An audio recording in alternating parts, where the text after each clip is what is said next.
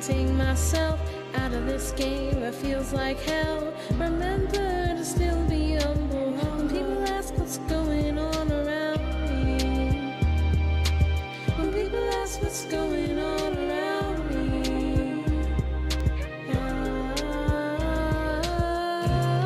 Maybe here's my notice. I'm moving forward past this, acting like I'm so fearless, but in reality I'm scared crapless. Oh no, it's my turn to change the narrative towards self-worth. We're changing things, now I'm in charge, darling. Don't be afraid to hear a story that makes you feel so good. These are happening daily, so go and help someone who needs to become free. Oh yeah, we're all becoming free.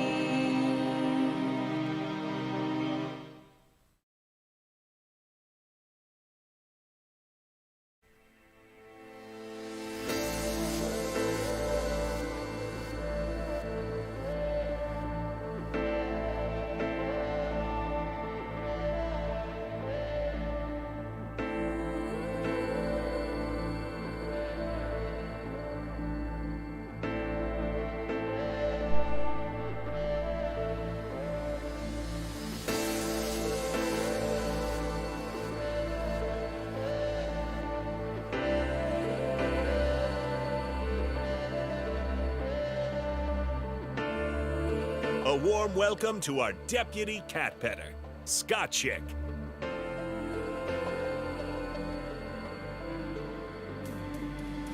Bend over backward and over again. I'm jumping boots, so you don't have to. Making you smile as long as I can. Storm clouds are coming, and it's best if you prepare. If we get tomorrow, unless I can try, if you love to borrow, just to get us by. Gaming Morning Show.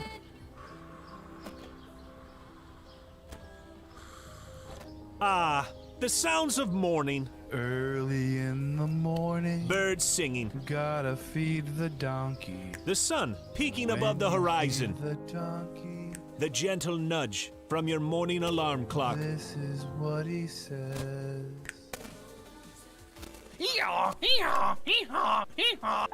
A subtle reminder that today is a new day. A new day for you to watch Gaming Morning Show. The show where you'll find science lessons, Says when I bake bread, I give thousands of yeast organisms false hope by feeding them sugar before ruthlessly cooking them to death in an oven and eating their corpses. Wow. I thought you think were about bread a whole new way. I thought you were about to say orgasms for a second there. Did either of you ever have that happen when you were in like biology class and you're reading? Have the an orgasm? text? I've never orgasmed during The biology text doesn't Never. do that for you. It's like, oh yeah. great deals. computers and accessories Wait, special bundle. Mike, they got the super chroma color in. Did you know they had that? You I know. overpaid for your computer. By a lot. I wonder if, do you think they price match? They might. Well, this is half off. Can you take a screenshot of this and try to get a store price match? And linguistic perfection. Is that like when I roll my R's? Good. Romance. Great. Romance. See, everyone. It's not a hiss. So let me hear your battle cry. Kiki. Oh! Kiki what?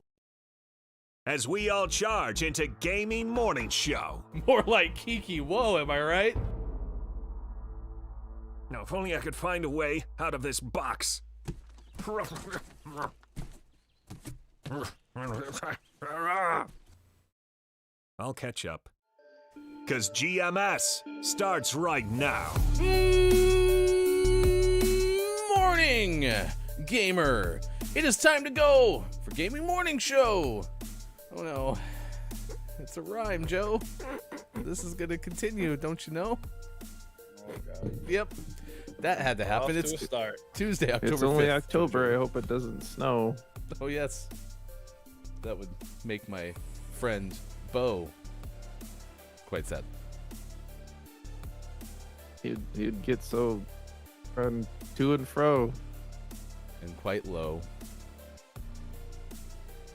Look, it's Mike O.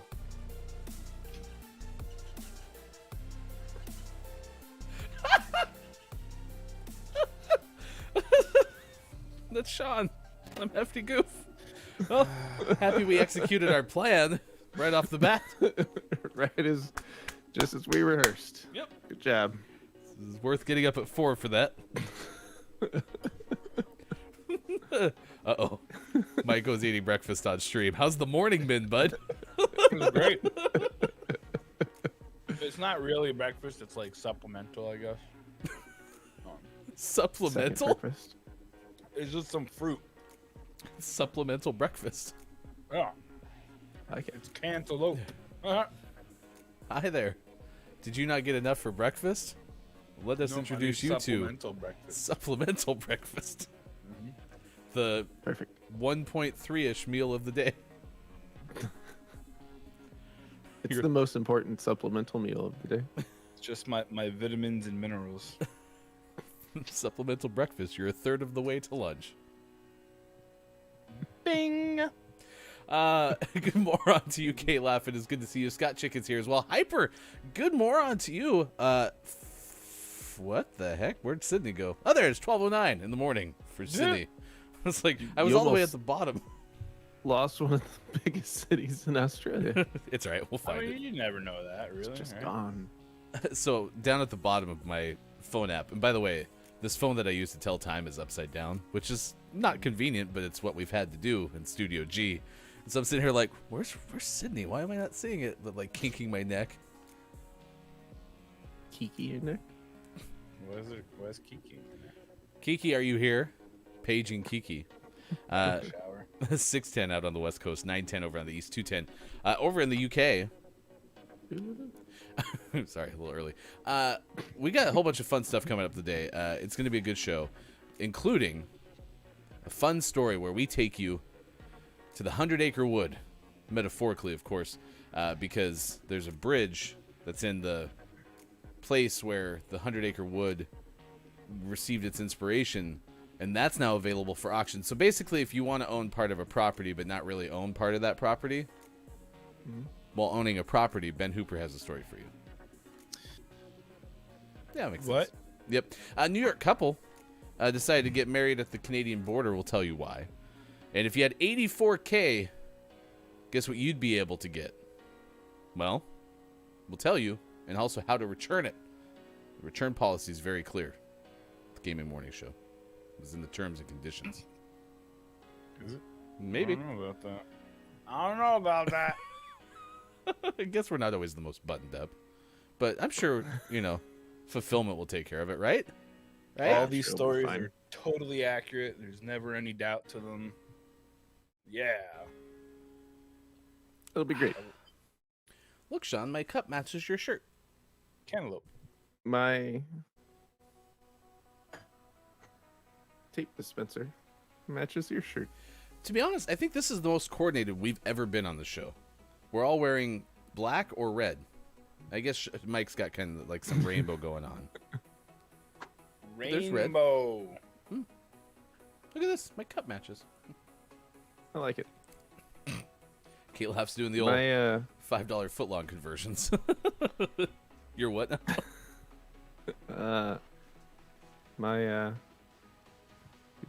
my background. Oh. Oh no, that one's Uh-oh. different. That Oh, one's no. That's a different one. What is Bear Bear doing to Arturo? Oh.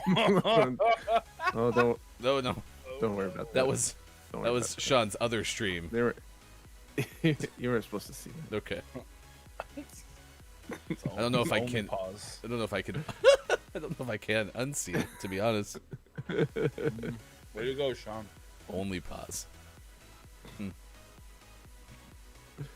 Today Reasonable. is Country Inn B&B Day.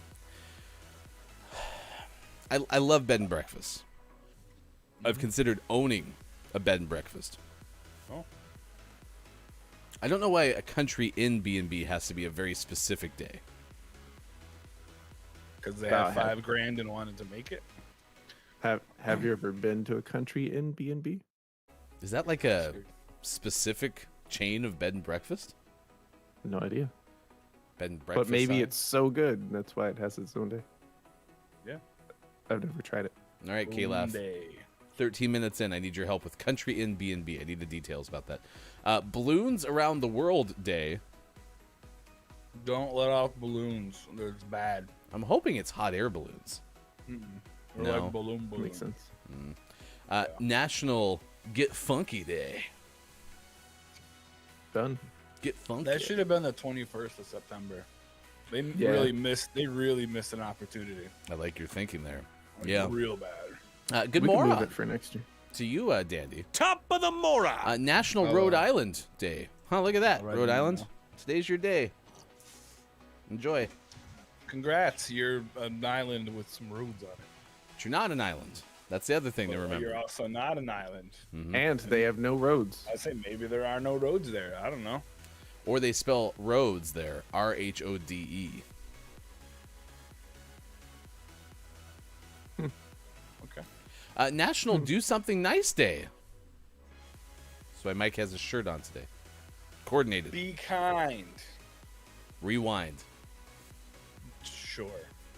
Dandy, do you understand that reference? Well, back in my day, we used to kid. have these things called video cassettes.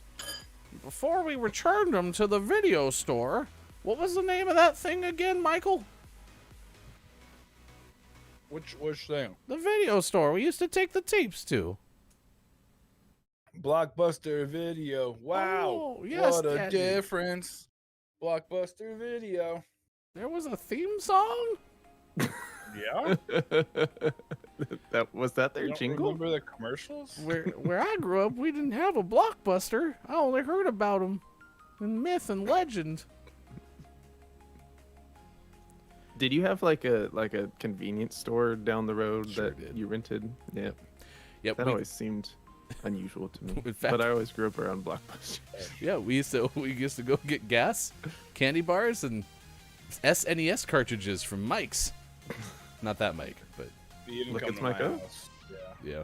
yeah. I didn't have an SNES. Mike, can I borrow Killer Instinct, please? $3 a day or something. I think we paid for video games. Yeah. There was a really fun SNES cartridge that was it was called like Battle Tank or something, but you just drove around in a tank and blew up other tanks. I don't think it was designed by somebody who had very strong intelligence around the art of tank warfare, because I don't think they just kind of roll out all the tanks into a field. They're like, go at it. You just like make a circle and then you just shoot at each other. I think that's how it goes. Sure. I've seen TV. Man, you know, it's like when everyone stands around in a nice circle and fights each other one-on-one until the guy in the middle beats up everybody. Just like in real life. Yep. Well, it turns out Dandy's apparently not that much of a baby, Mike. Okay. It's also National Apple Betty Day. Does anyone have the difference between an Wait, what? apple Betty and an apple dumpling? Who's Yeah, Betty? Exactly. Betty White. There can only be one. It's also You know, it's delicious. it's also National Eat Fruit at Work Day. Mike, could you take care of that for us, please? Done and done. Thank you, Mike. So I'll- I'm thinking in my brain here. Hold on, let me think for a second. So a lot of people apparently get apple crisps and apple Betty's mixed up. An apple crisp, both these are very similar. You know, the difference though, is that an apple Betty dessert topping is mostly like the flour, the brown sugar, and the butter that makes it crispy, You know, an apple crisp topping, on the other hand, usually contains oats. So, just off the top of my head. So no Betty White.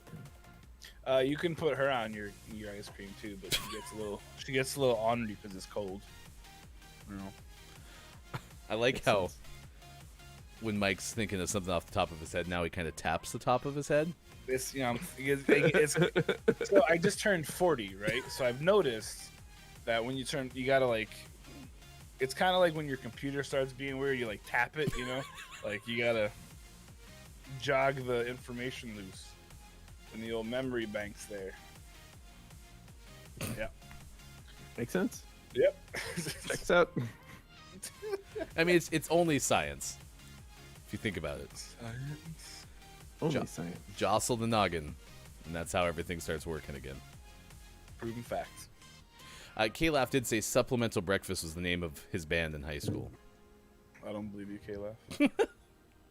Ladies and gentlemen, please welcome Supplemental Breakfast. Oh, speaking of K-Laugh, Radisson Hotel Group owns the Country Inn and Suites brand, but let's forget about capitalism, multi-billion-dollar companies masquerading as down-home folksy places, and instead focus on small, charming B&Bs that actually do deserve the holiday. Okay. So I get the impression then that this is not a specific type of place. I didn't realize it was like the brand one. Interesting. That's a little weird. I do like going to B&Bs though. The sad part was my wife and my's favorite B&B in Central Oregon shut down because of the pandemic. Oh, bummer. Yeah, they used to have That sucks. really delicious, like, you know, it wasn't like continental breakfast. It was real breakfast.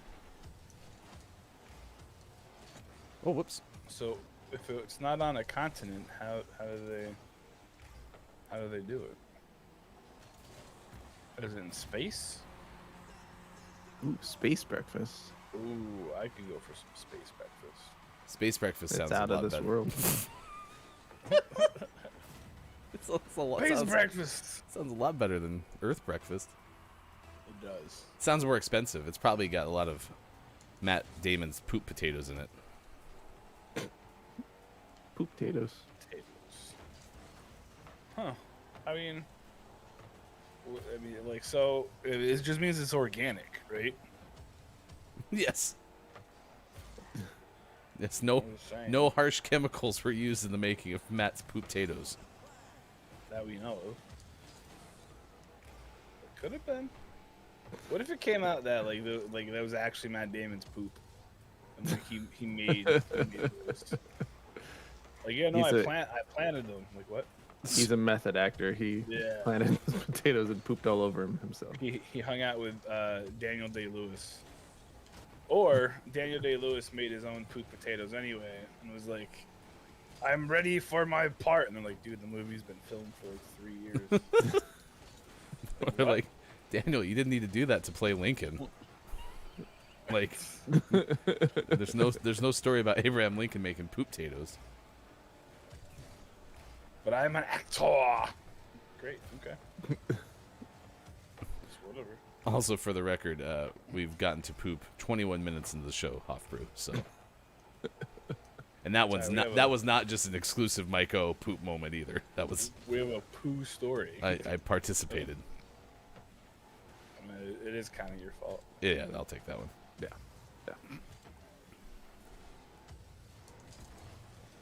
However, you know, potatoes, just doesn't sound good. It's weird. It's weird, you know. For some reason, like Matt Damon always seems to kind of be up for the bit, and so I'm surprised that hasn't actually come out from like a late night show or something like that, where it's like, whatever happened to those potatoes that you had up in Mars, Matt? Oh, well, we now sell them at your local farmer's market. Just look for Matt's poop potatoes. Ugh. That's gross. Also, I watched the YouTube video of the Blockbuster theme song. How have I never heard this Blockbuster theme song? Wow, what a difference. Blockbuster video. Did I just block it out for the decades that I was alive and Blockbuster videos around?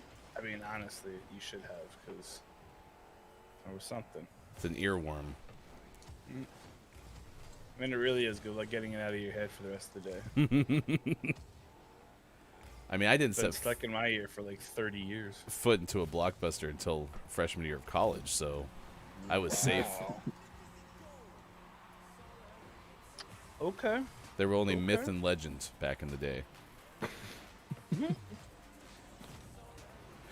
Today is World Teachers Day, which is our topic of the day. So we're asking you, who was your favorite teacher, and why do you value teachers? My favorite teacher, I'll tell you about, because she was the one who set me up for being able to talk about poop-tatoes on a morning show. Mm-hmm. And remembering the Blockbuster Video theme song. So I think I have to say that my favorite teacher thus far is my wife. I think it's like, if I don't somehow, she's gonna know. However, my actual favorite teacher was a dude named Mr. McGorry. He was my 9th grade American history teacher, and he was incredible. And he's the one who made me realize, like, A, I want to educate people, and B, I want to, like, just work with people. He was incredible. He was an incredible guy. He used to be a boxer, and he would, like, skip rope.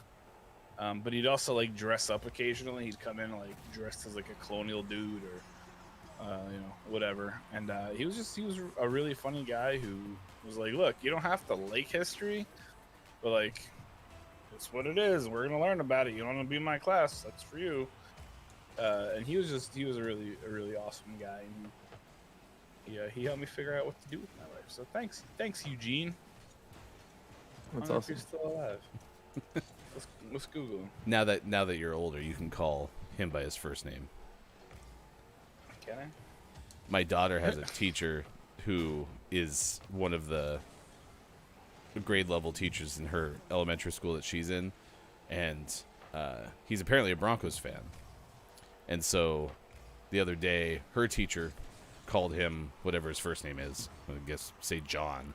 And my daughter was like, "Wait, you can't call them by their first name." And her teacher's like, "No, that's his code name." It's like, oh, okay. That's his Code name. Remember when I figured out my parents' names? I was like, what? They have names? This is just mom and dad? Blew my mind. Hey, bad news. Looks like Mr. McGorry died in 2008. Well, that's... And that's why we pay homage to Eugene on Gaming Morning Show. We got news next, by the way. Awkward. Hey, listen, I think this is a good thing because apparently you haven't taken the time to look for Mr. What was his name? McGorry. Nope. McGorry? Eugene McGorry. For a while. So Nope. now we have some closure on this chapter of the Look It's Mike O book. Sure.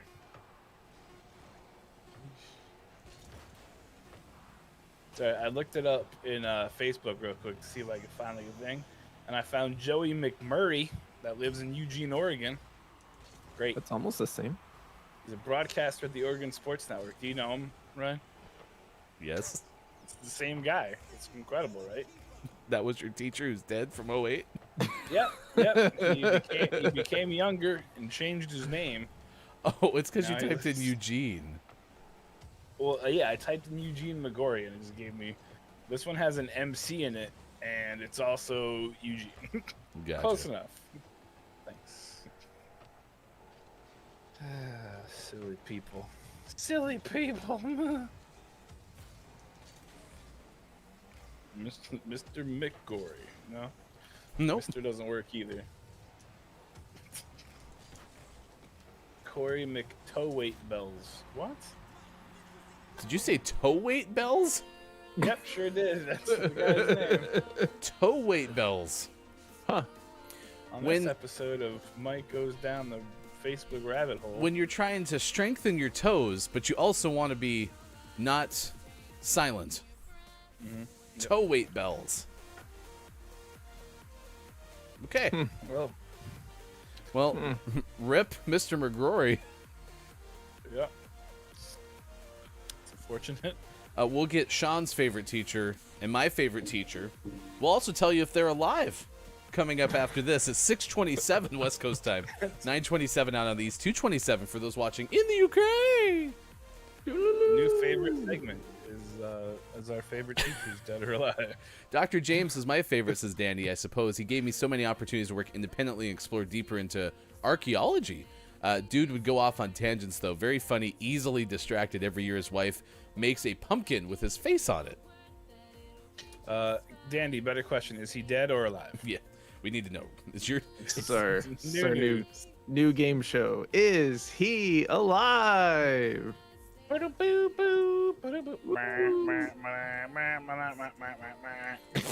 a very game show. Here, I'm modifying the topic prompt. Ready?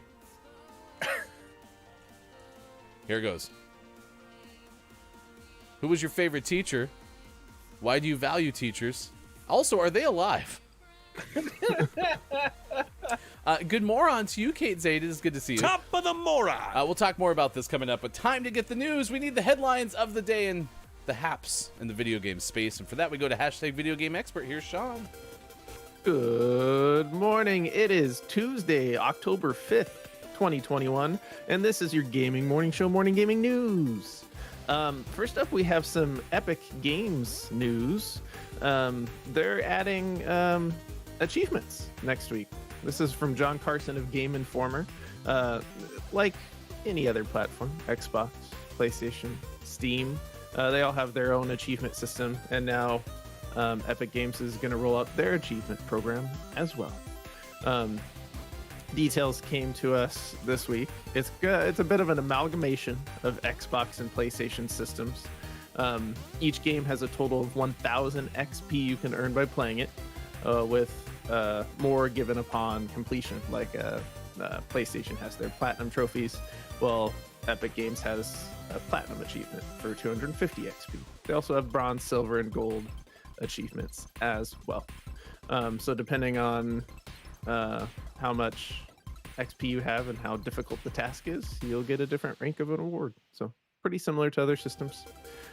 It's gonna roll out next week with a list of first round games including Kena Bridge of Spirits, Hades, Alan Wake Remastered, Rocket League, Pillars of Eternity, Zombie Army 4, and more. So if you enjoy achievements, check that out, and play games on the Epic Games Store, I suppose. I'm happy Load Last Checkpoint checked in right now because I was watching Joel's stream the other day playing Returnal, which you've played on GMS Plays before. And Joel was doing something, and Joel all of a sudden goes, I think this is one of those things that we're supposed to collect or whatever for a Platinum trophy. And my brain was like, I still am bad at like even thinking about the idea of what could be possible for getting, you know, the bigger, longer trophies, right? And you've always thought that way too. So this might be up your alley, I assume, right? Maybe. Yeah, it's nice to know it's there. I haven't really delved into Epic Game Store as a service. I haven't had anything come up that's only available on Epic Games. If I play games on the PC right now, it's still Steam. But it's nice to know that if I do go that route, that achievements are a thing, because sometimes those add to the enjoyment of a game, at least for me. I think Rocket League is the only game I play on Epic. Ooh. Could we Can't start think of getting any other games. Rocket League achievements? I hope not. They'll be there eventually. I got one or two. Actually, wasn't that on the list? Did I just read that name? Yeah, it was on the list. I want to turn on my copy. They will be part of that initial round. And our second news story of the day, back in 2019. So we're gonna take a step back, pre pandemic, pre GMS. 2019. In that year, thanks to a Wall Street Journal report and to us from Logan Plant of IGN, Apple made more money on video games than Xbox, Sony, Nintendo, and Activision combined. In the year 2019. The report says that Apple made $8.5 billion in operating profits just in gaming in 2019. And a lot of this has to do with the fact that they're only in the positive in the video game world. They're just taking a cut from other developers and they post games. So they don't have any operating costs. They're not putting out systems. They're not paying developers. They're just taking the money. So it kind of makes sense, but still, that's a lot. Are we just talking about like crappy phone games? Yep. Huh. Yep. I guess they're not that crappy.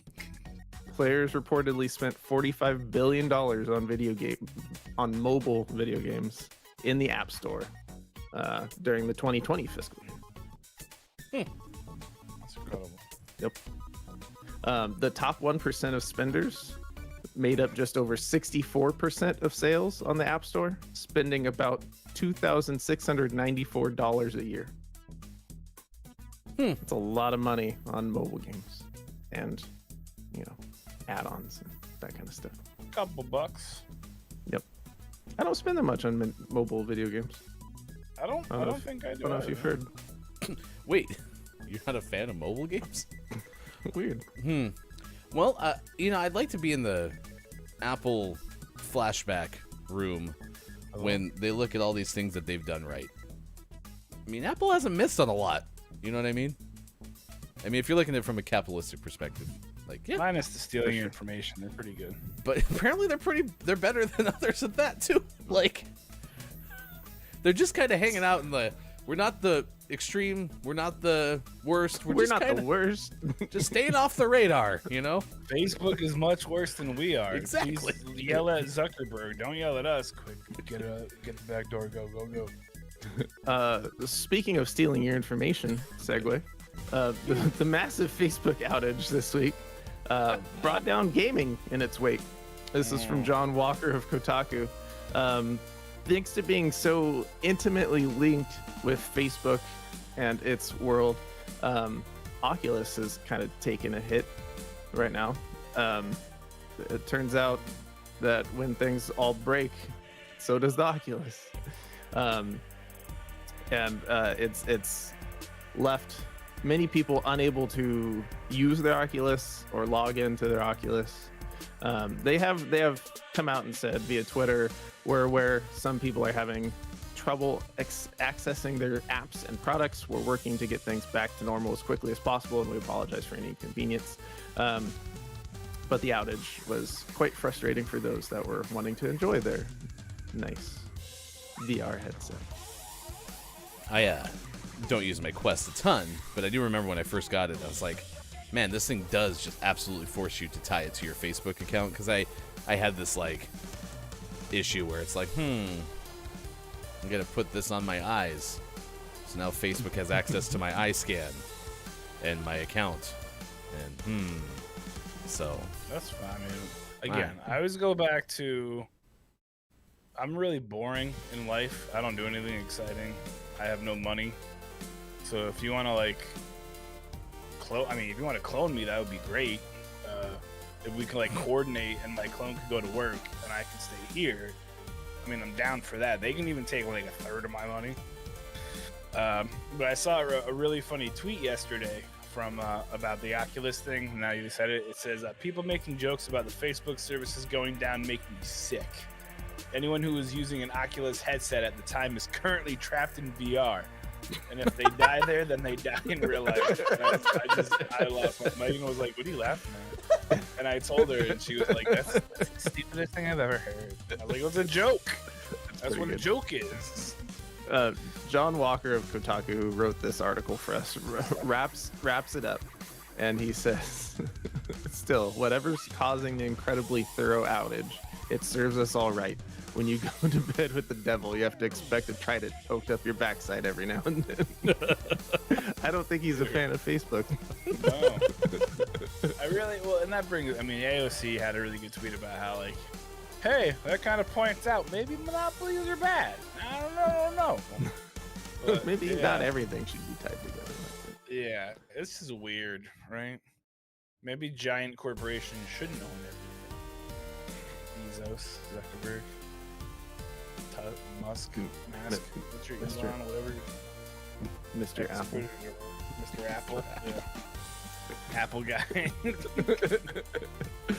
And always last but never least, we finish off today's gaming morning show, Morning Gaming News, with the world-renowned segment within a segment where we take a look at what is out today.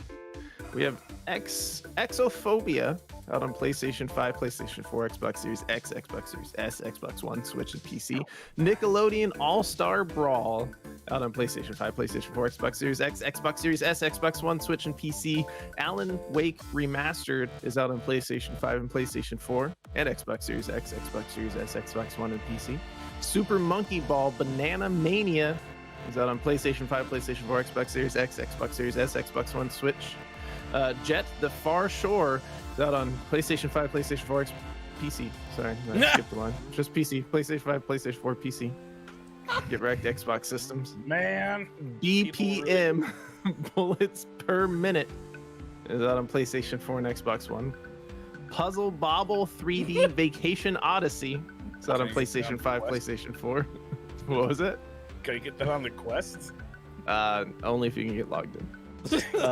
Lego Marvel Superheroes is out on Switch. Our main Switch is out on Switch. Rims Racing is out on Switch.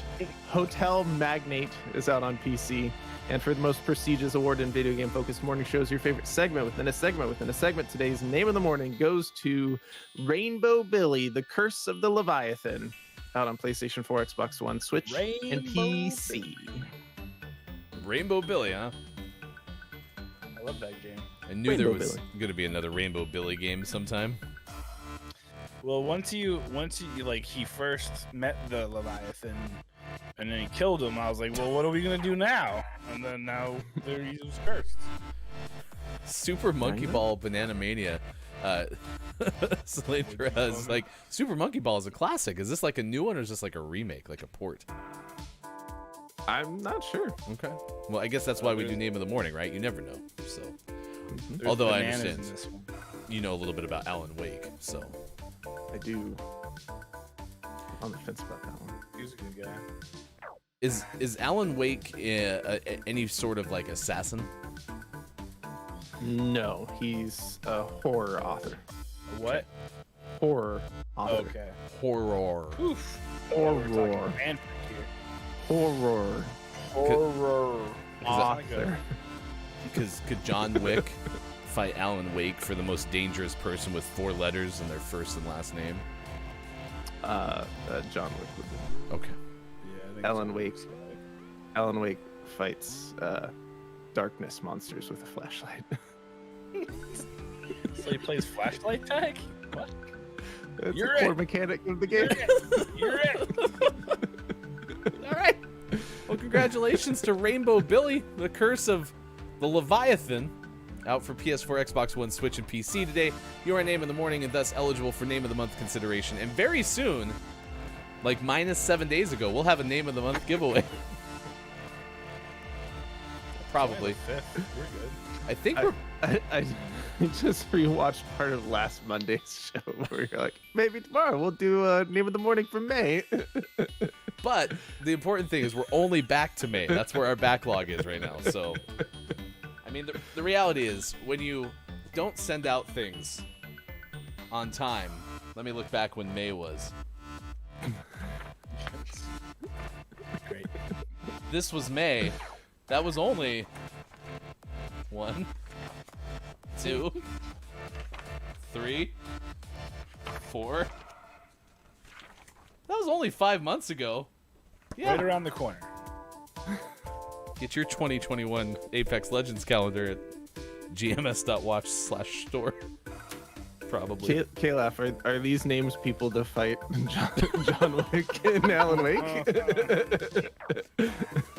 Are we gonna have a 4-letter name bracket? We can figure it out.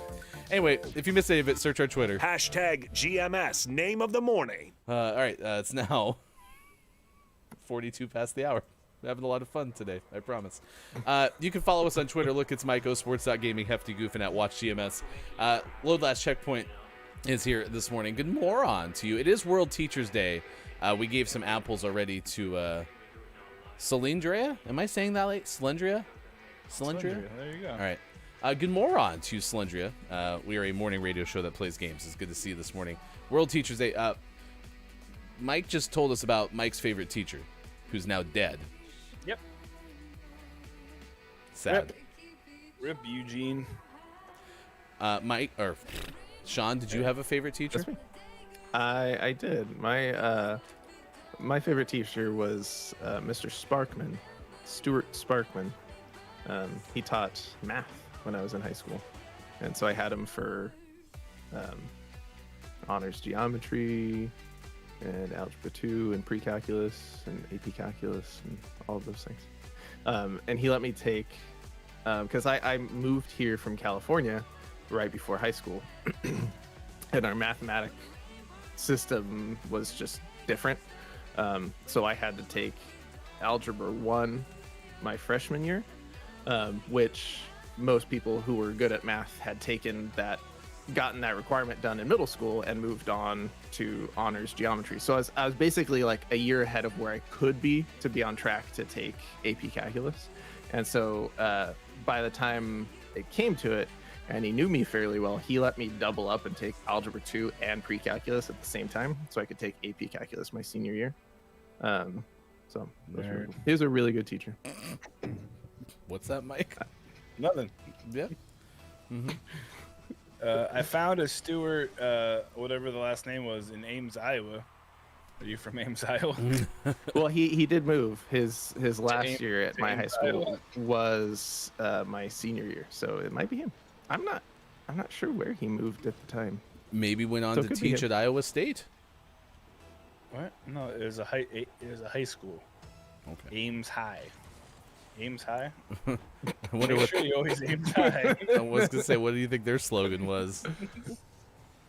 Just do it.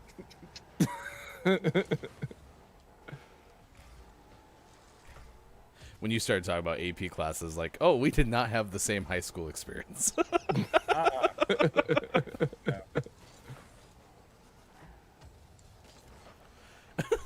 K-Laugh, make sure they're in production notes. If we're gonna put together a bracket of who's gonna fight John Wick, we better be thorough. I am looking for a show idea for 2 weeks from. Whoops. I almost got it. Whee! I was like, look, I'm gonna hit it out into the goal. We We got got some really exciting stuff coming up on GMS After Dark. Maybe the 4-letter names to defeat John Wick will be part of it. Oh my god. Do we get to know about the fun things you have coming up? Nope. Okay. Get wrecked, chat. Is Joan? You got Joan Jett in there, K-Laugh?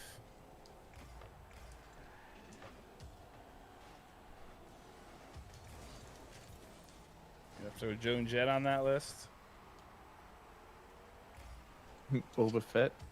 Boba Fett. Yep, don't forget that. So I like how we have a healthy mix of characters and real people. Mhm. Joan Jett's not a character. Brad Pitt sure isn't. Brad. He's a character in my dreams. Oh.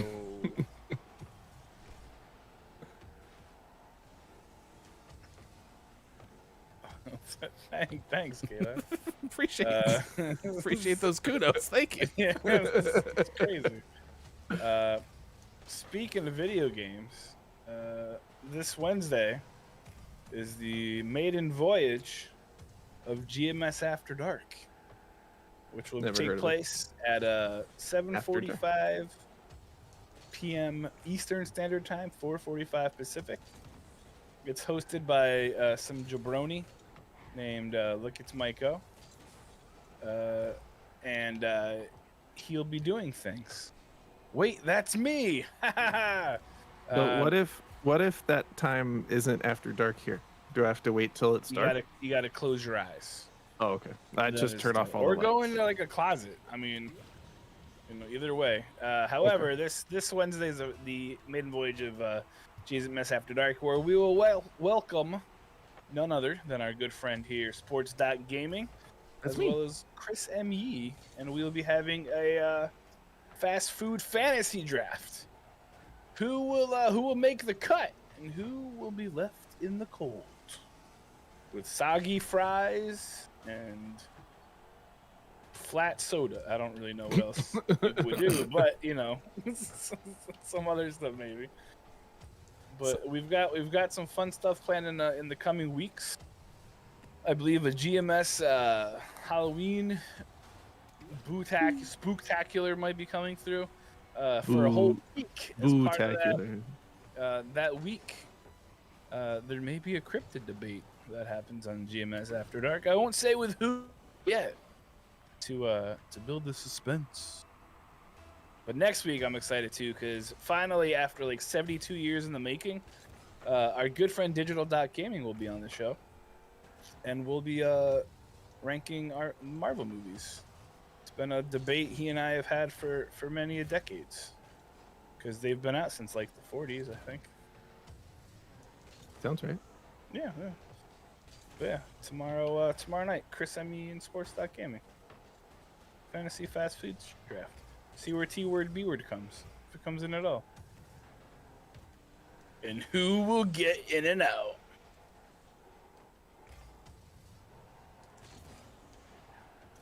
And they have to be real, so you can't put Good Burger on that list. Good Burger. Can I take your order?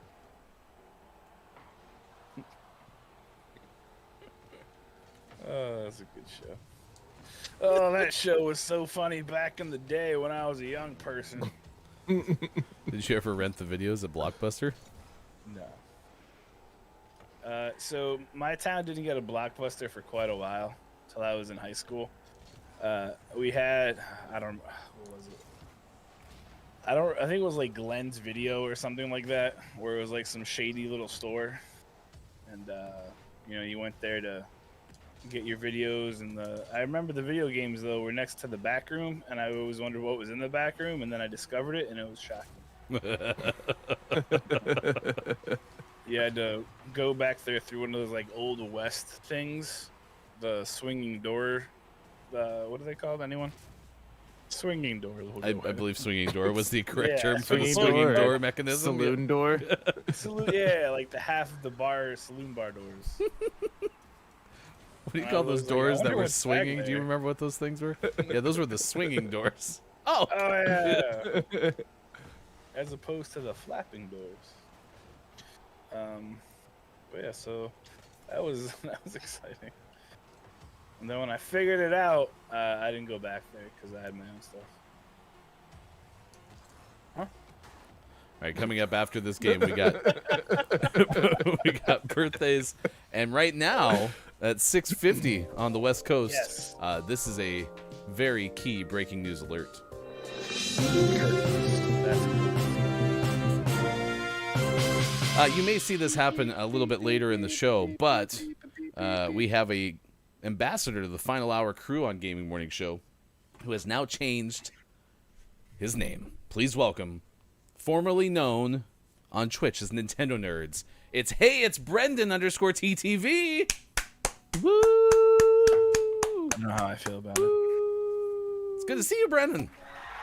I'm old. I don't deal well with change. Tell me about how you deal with change there, Michael. Brendan, back when I was a kid, we had one screen name. And then we had two screen... I don't know.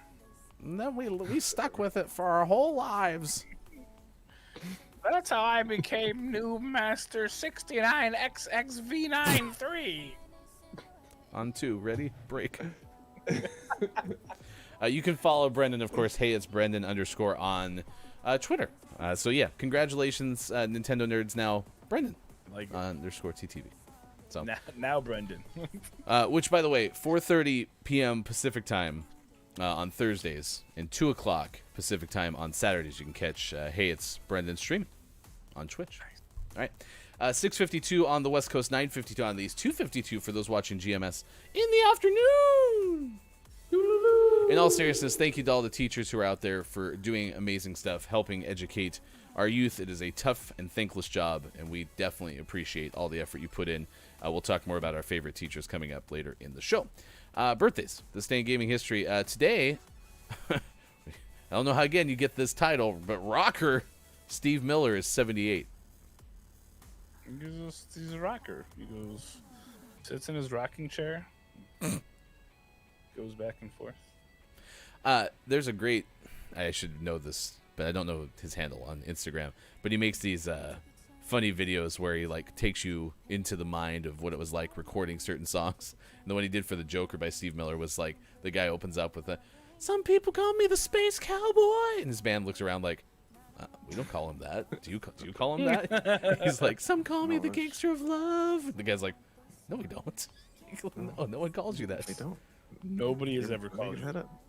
Some people call me Maurice. No, we don't. Your name is Steve. I'll put it in the Discord. I do like The Joker, though. It's a good song. Good song. Neil deGrasse Tyson, author, as they title Neil on this thread, 63 today. Like physicist or astrophysicist or scientist, author. Okay. At least they didn't call him rocker. I mean, he's Rocker Neil deGrasse Tyson. Ladies and gentlemen, Yeah. please welcome Neil deGrasse Tyson. He's hosted or narrated multiple science-based TV series and specials. That's right. Because he's a scientist. Send me a little more audio if you could, Mike. Actor Guy Pearce turns 54 today. Great picture. Yep. I saw the picture first, and I was like, "Oh, it's Andy Serkis's birthday." That's what I thought too. But no, he's just in the picture. And they're all pondering, which one of us is Guy Pearce? They definitely are pondering in this picture. By the way, Hyper, if you're still here, fun fact, did something in Australia. First TV show appeared on was an Australian soap opera. So, there you go. It's exciting. Grant Tell us which one though. Henry Hill, former NBA basketball player, now I think analyst, is 49 today. Grant Henry? Mm-hmm. Is that like his legitimate name? According to Wikipedia. Okay. All right. 49. Duke sucks. Actress Kate Winslet turns 46 today. Greatest movie villain of all time next to Grandpa Joe. Also, she plays a horse. What? She's the voice of Black Beauty in the 2020 film. Black Beauty was a horse. So she just said, Fair enough. nah, like a whole bunch. That's incredible. That's some Easy. method acting right there, right? Black Beauty was not like a... Yeah. Black Beauty couldn't talk, right? That's what I'm saying. I don't think so. I've never read the book. It was just a horse. They rode a horse. Jesse Eisenberg is 38 today. Actor. Speaking of Zuckerberg. True. 38, jeez. Singer-song... Apparently, I'm so confused about this Black Beauty thing. So yeah, apparently she had a voice in this movie. Chat, who's read the book Black Beauty? The book, there is no talking horse in the book. Okay, have you... I mean, like, that's 100%, Yes. right? When I was a kid, yeah, in school we had to read that. Not Mr. McGorry, Mr. Shucker. He made us read it. Oh, man. Are we going to have to do a Black Beauty 2020 watch party? Yep, let's do it. Absolutely not. That's where Mike draws the line. Not a chance. No. KJ, I thought it was, like, one of those books, you'd had to read in, like, middle school or something. Based on the 1877 novel by the same name. 1877? So obviously lots of talking animals back in 1877. Well, just a sec. Nah! Take Great away. job. That Great was job, pretty Kate. okay. Can you give us some more? Black Beauty. Okay. Today is Kevin Olusola's birthday, singer-songwriter, 33, well-known beatboxer for Pentatonics. Oh, Nice. I like Pentatonics. it's also Mario Lemieux's 56th birthday. He's a former Pittsburgh Penguin. This one was interesting. Composer Renee Neufville has a birthday today. Was one half of, I think it's Janae is how you say the group that she was in. Kind of did a lot of the like composing of songs like Hey Mr. DJ Groove thing, right? But I couldn't find Renee's age anywhere online. Like today's Renee's birthday, but like Mystery. at least on the first 2 pages of Google, I couldn't find it. She gets to pick however old she is today. So there you go. It's do you know who Glynis Johns is? She was in Mary Poppins. She's 98. I don't know which one she played. Brian Johnson. Okay. Steve Miller is a rocker, right? But Brian Johnson, the lead singer of AC/DC, is a singer. And he's also 74. I feel like that should like maybe turn that, you know? I don't know. This is the So lead, Dan- one of the lead singers from AC/DC. This is Yeah. this is the second one, right? Because the first one died. Yeah. Well, yeah. I Okay. mean, So so here, feel like you he'd tell be me a which one of these is a right? rocker, okay? Some people call me the space cowboy. Right? Ready? Or thunder. Which one's a more rocker? obviously the first one. Okay, Yeah. it's good that we cleared Well, it that up. depends. How much is he moving while he's singing? Like, is he rocking? Maybe he's a rocking chair. That's why. Who knows? So, it's guitarist Dave Dederer's birthday. He's 57 from the band The Presidents of the United States of America. Peaches band. come from a can. They were put there by Yeah. a man. They taught me where peaches came from. Thanks. Thunder. It's all Paul Thomas of Good Charlotte. It's his 41st birthday. Oof. Good Charlotte, 41. Oof. Eek. Gosh, what was it? During the pandemic, I was watching the Dropkick Murphys were playing a show at Fenway, like one of the like that, and I was like, I wonder how old those guys are. And they're like the lead singer is like 55, and I was like, oh my gosh, he's like jumping, doing his Dropkick Murphys thing. Was he drop kicking things? No, because he probably would have broken a hip or something. Also, for clarification, Stuart Sparkman has been at Ames High School for 13 years. So it's probably the same guy. Maybe. Yeah. Dead or alive? Look it up. He's alive. Okay. He's alive. So coming up next week, we invite Sean's old teacher. No, I'm just kidding.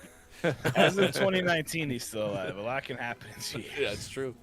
1992 is our first This Day in Gaming History. So Sean, lawsuit or not lawsuit? Not a lawsuit. Not a lawsuit. Okay. You're going to guess not lawsuit. Nintendo's in this, so this could be go badly for you. No, it's hates Brendan _TTV now. Not Nintendo. Nintendo releases the Final Fantasy Mystic Quest game for Super NES. Yes. Ding, ding, ding. You were. Correct. Nice work. The streak continues. 2000, Capcom released Street Fighter 3 Third Strike for Dreamcast. Someday they're gonna write a book about me. Like, what was Ryan's Achilles heel? The year 2000. Could never say it correctly ever. It was hard. It was real hard. 2003, Microsoft put out a wireless adapter for the Xbox. Cost $140. Man, and that's $2003. It's not today dollars. Mike, what is 140 US from 03 and 2021 dollars? 6 economies. It's a lot of economies. 2004, Activision put out Tony Hawk's Underground 2 World Destruction Tour. Great. Okay. Same year, Vivendi put out Leisure Suit Larry, Magna Cum Laude, for PlayStation 2 and Xbox. Magna Cum Laude. That's rude. I mean, Leisure apparently couldn't get to Sigma, but What? got to Magna. So, not bad, Leisure. Suit, Larry. NBA Live 2005 came out in 2004 for the Xbox PlayStation 2. Konami released Castlevania Lords of Shadow for Xbox 360 and PlayStation 3 in 2010. Same year, Square Enix put out Final Fantasy The Heroes 4 of Light. Nope, The 4 Heroes of Light, excuse me. And 2011, EA put out Crysis for PlayStation 3 and Xbox 360. Oh no! Magna. Anyway, coming up next hour, a top 10 list. Okay, so stick around for that. That top 10 list is so exciting. It's top 10 best fictional teachers from TV and movies. Actually, that's a really good list. Ooh, that's a good one. Nice. This one was hard though, because I was trying to pick out somebody, a list that had a specific person, and I found them. Wait, Yeah. wait. Are you rigging the top 10 list? No. Allegations against Look, It's Mike O. This is from cchsplume.com. Yep, sure is. It's the quintessential experts in fictional TV teachers. KJ, good morning to you. My favorite teacher was Ms. Knadler. She was a teacher in 5th and 6th grade. Encouraged us to always try new things, be kind, and she took a deaf studies class and learned sign language to help me with understanding English. That's great. That's great. Nice. Knadler, am I saying that right? Now for the best part of the question: is she still alive? Oh yeah, Nadler. Thank you. All right. Also next hour, sports. Deportes. We have to say goodbye to one of us. It's me. I'm gone this time. Oh yeah, I forgot. Oh, sorry.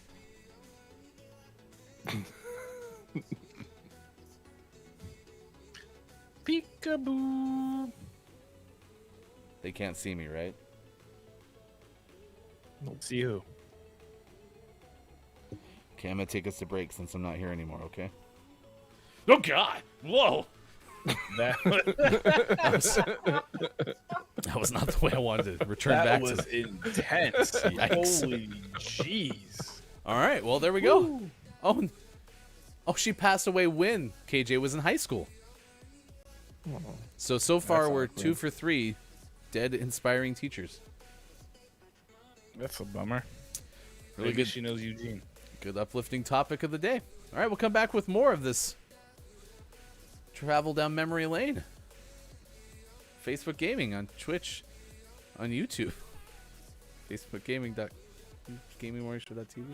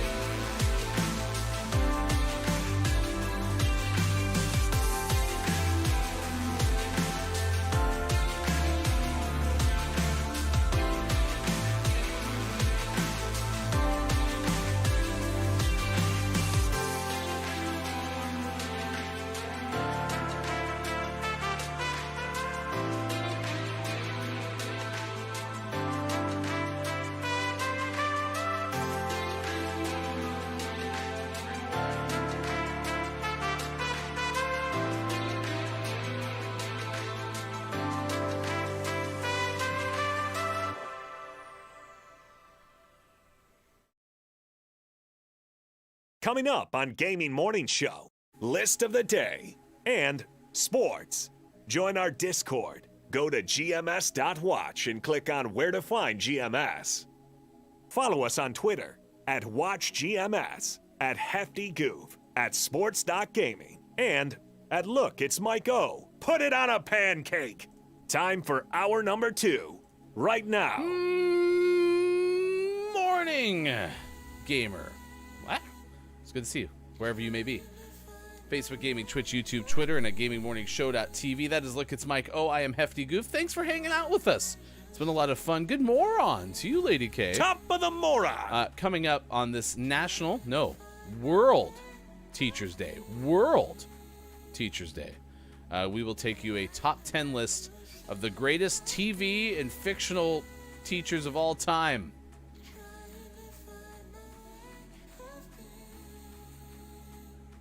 I had an idea.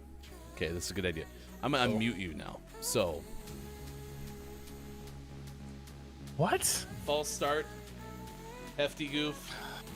5-yard penalty. Repeat. Second hour. Can't believe you mute me. Sorry. It's not my fault, I promise. Mike, you're muted. That was my fault this time, Bob. Gosh, always so quick to blame you, Bob. What? To blame you? Yeah. No, always so quick to blame you.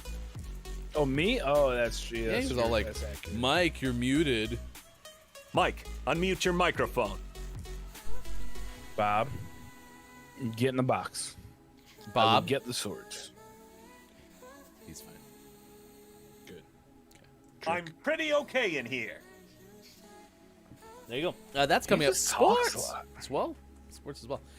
We've been sharing favorite teachers, and then we're finding out if they're alive or dead. So far, 2 of the 3 teachers we've shared this morning are dead. Dandy also shared a favorite teacher, but I don't believe was able to confirm whether or not Dr. James is alive or dead. So we have one. She said Dr. James is still teaching. Really? I mean, Dr. James could be dead. That would just be really awkward. So, yeah. It's teacher shortage, right? I mean, you know what I mean? Desperate times call for. Yes, that's what I'm saying. It is good to see everyone this morning. We're at 7:14 already at this stage of the show. I don't have a teacher that I'm going to share a name of, but I know that she's alive. Was my teacher in high school, but also like the guidance, again, small town, right? So it was also the guidance counselor. Also was like the advisor to one of these student organizations I was in. I was in about 30 of them because, again, small town.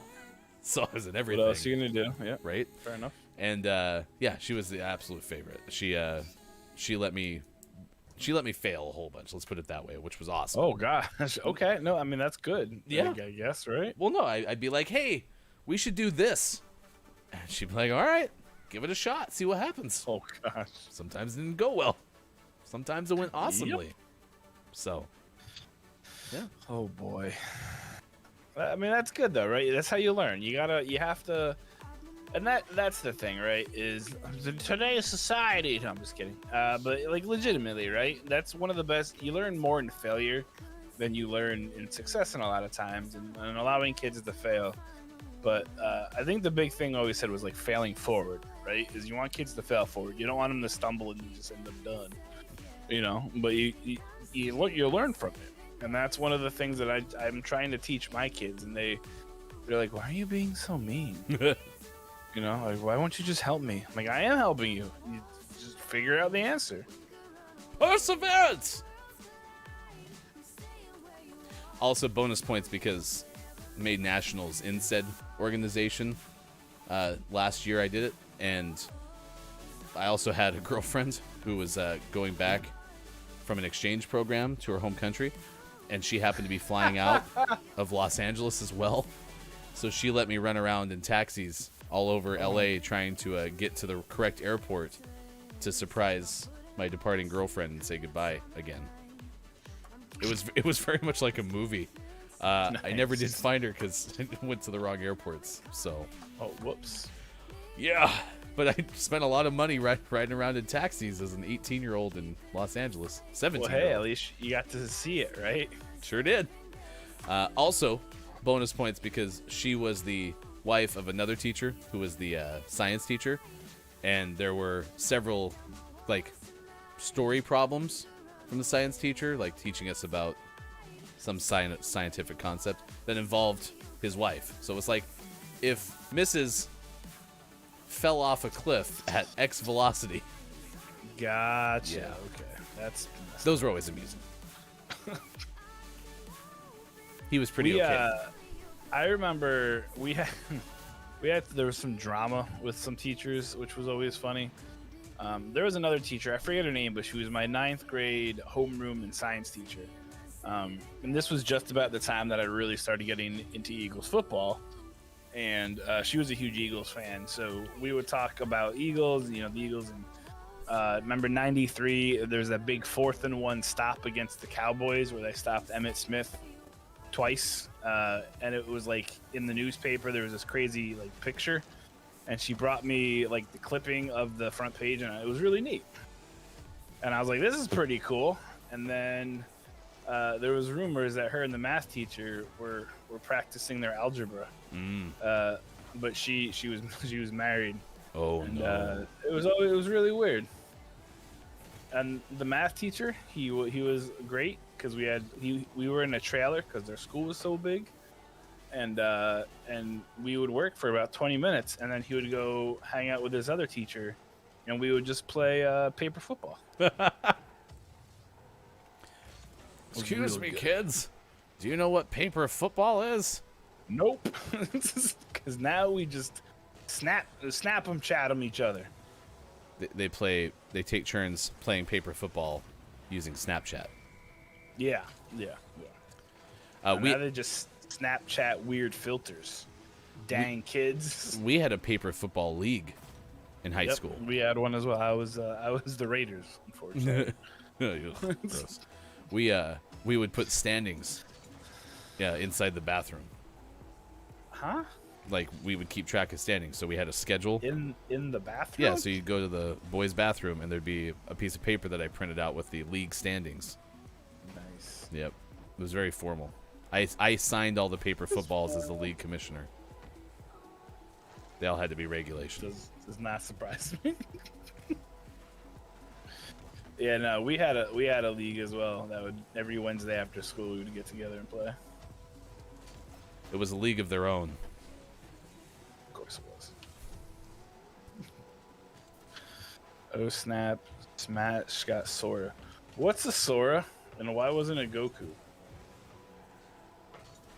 I was just reading on Twitter actually about who the last Super Smash Brothers smash 'em upper would be. Oh, is this a new character? I think so. But everyone was like, it's gonna be Goku. I don't know what Kingdom Hearts is. Is that the thing with the Keyblade? God, I feel like my parents right now. You did say the. I did.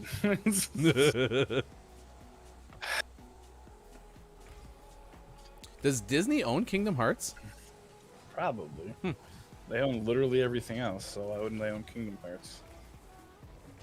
But for real, is Kingdom Hearts the thing with that has the Keyblades? Heart blades, Keyblade, Beyblade? Gosh damn. Oh, so Sora was cosplayed in Kate Zade's contest. Because I remember the big shoes. They had the big shoes on the beach. It was that the one Kuala Luna played? No, that was Yakuza. Oh. From Yakuza 0. This was the person who started Kate Zade's cosplay contest with their camera, like side profile of them sitting up front of a panel that they were giving at like a cosplay convention. Oh yes, okay, I remember that now. Gosh dang it. Lady K, no worries. Just do the best you can. KJ was also having lap yacht problems.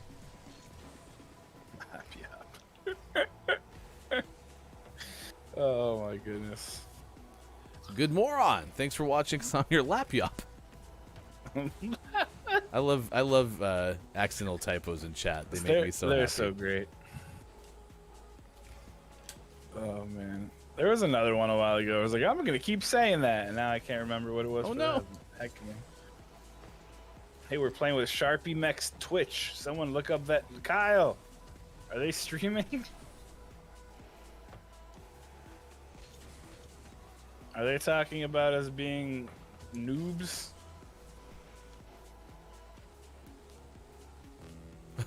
No. Hey, Bazinga! Yeah, KJ, I wish you didn't. Having problems with the Nets is frustrating. You know, Yeah, I Brooklyn's hate a the pretty Nets. good team, though. Yeah, well, since they left New Jersey, I don't care. Stupid Jay-Z. Now all we have is the Devils.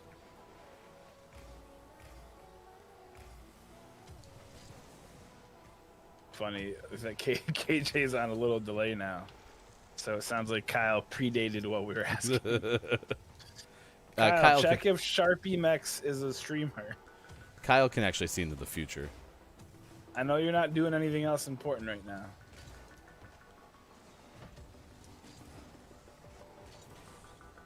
World Teacher Day. I used to want to be a teacher, and then I realized you have to like deal with parents. And after seeing what Megan deals with, whew. And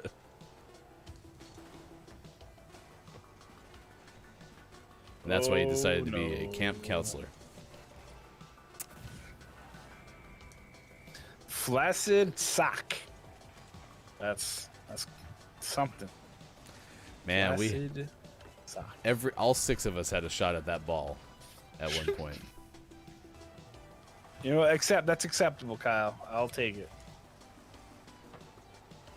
I'll accept it. Okay, Losers. 723. Best, Hank Hill, Vera Wang, Doug Ford, Jane Ireland. Great. Doing good work, Kyle. God. I think we could do a raise today. Really? Okay. Maybe. It's 7:23 West Coast is 10:23 out of these 3:23 for those watching in the UK. How's the gaming morning, Lizard? Hey, what are you doing? He's getting warm. Then post show, I'll give him his brunch, and he'll devour it. It'll be great. Does he have his little white dots? Little white dots. Oh, there was something about white dots. Was that in his poop? Oh, yeah. If he's hydrated, he's got white poop, and he's got white. He hasn't pooped yet. Okay. He's probably gonna do it right now because he's in his poop place. He really likes to poop right underneath the basking light, because if you don't get it out within like 15 minutes, it just cooks on it, and you gotta like scrape it off. And then he sits there and smirks at me, little jerk. If you were to go to an auction in the woods today, sure there would be a great surprise. Which Actually, woods? that's Teddy Bear Picnic, not Winnie the Pooh. So Nope. Close enough. This story I found was in honor of our friend Hofbrew, who says we talk about Pooh too much. So I saw this and I said, you know what? I think Hofbrew would like this one, because the original Winnie the Pooh bridge from Ashdown Forest is up for auction. This is according to our good friend Ben Hooper from UPI. The iconic bridge that became famous as Pooh Sticks Bridge, thanks to A.A. Milne's Winnie the Pooh books, is now being auctioned off to find it a new home. Summers Place Auction said the bridge, originally known as Posingford Bridge when it was built in Suffolk's Ashdown Forest in 1907, became an iconic setting when Christopher Robin and Winnie the Pooh used it to invent the game Pooh Sticks in Milne's 1928 book, The House at Pooh Corner. Man, thought I talked about Pooh too much. Christopher Robin Milne had the bridge officially renamed Pooh Sticks Bridge in 1979. How many times can you say Pooh in one story? I think we're up to 6. that's a lot of Pooh. The bridge became a popular tourist destination and was removed in 1999, the year of my graduation, to make way for a sturdier recreation-funded... recreation? Restoration is probably what it's meant to say, funded in part by Disney. The original bridge has now been fully restored and reconstructed using local oak for any missing elements. Summers Place Auction said in the listing, bidding on the bridge opens up tomorrow, October the 6th, and the auction house says it's expected to sell for up to $81,300. So, if you happen to have some money lying around and you want to buy a Pooh-covered bridge, here you go. Go ahead and buy it. It'll be great. Who wouldn't love it? It's terrible. If you go into the woods today, you're bound to find a Pooh surprise. Good moron to Superphonic. We were just talking about Pooh. Hey, Top of the yeah, moron. would you like? Have you ever played with Pooh sticks? Yeah. No. It is a Keyblade. Haha, I figured it out. I'm so smart. Sorry. Didn't we just think- confirm that? Yeah, probably. I don't know. But I think it's crazy. I did choose the story Superphonic. Is crazy. How'd you know? But yeah, I think it's pretty cool. This comes off the tails of what was like a month ago. There was the Airbnb or whatnot that was made to look like Poohville or Pooh, whatever the Pooh's where he lives, the Pooh Woods. What is it called? What did you call it? You were talking about the dang teddy bears. No, but I said 100 Acre Woods earlier. Oh, is that where they live? Because Yeah. I've never ever read Winnie the Pooh or seen the movies. Yeah, the 100 Acre Wood. So there was an Airbnb that was made up to look like the 100 Acre Wood, with Pooh's little tree house thing, where you can like go and eat honey and nap. They encourage you to nap. So it's kind of cool to see all of this stuff kind of becoming like a thing. Because I mean, it easily could have just been kind of pushed to the side and torn down, and no one would have cared about it. So it's kind of neat to see that. I just think it's crazy. Someone's gonna probably pay about $100,000. I know it says it could sell it for up to $80,000, but let's be real. It's gonna go for more, and it's gonna just go sit in like some dude's front yard. Okay, that's the Pooh Bridge. Like, okay, cool. We have a top 10 list. It's a World Teacher Day, so we're asking you about your favorite teachers and trying to find out if your teacher is still alive as well, for what it's worth. We have a top 10 list, top 10 best fictional teachers from TV and movies. This one was handpicked. Literally, it was searched for by One Look It's Mike O. Maisie Payne from April of 2021 wrote this for cchsplume.com. I'm getting the impression that the Plume is a student newspaper. Yep, more than likely. This was the Plume student newspaper, the official student news site of Capital City High School in Jefferson, Missouri. The Plume was created during the 2021 school year and featured 8 students on staff. Great job. Way to go. To be honest, Maisie. you found this. I did. So the Plume's got some sort of SEO going, unless you were very, very, very specific. I'm going to try to guess which one of these you really wanted to have on this list. Okay. All right.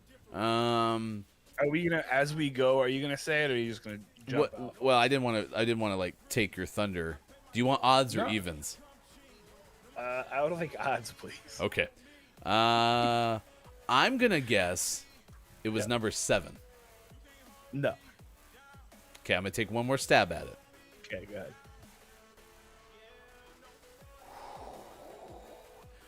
Number 1 would be the easy one, It would be the easy one.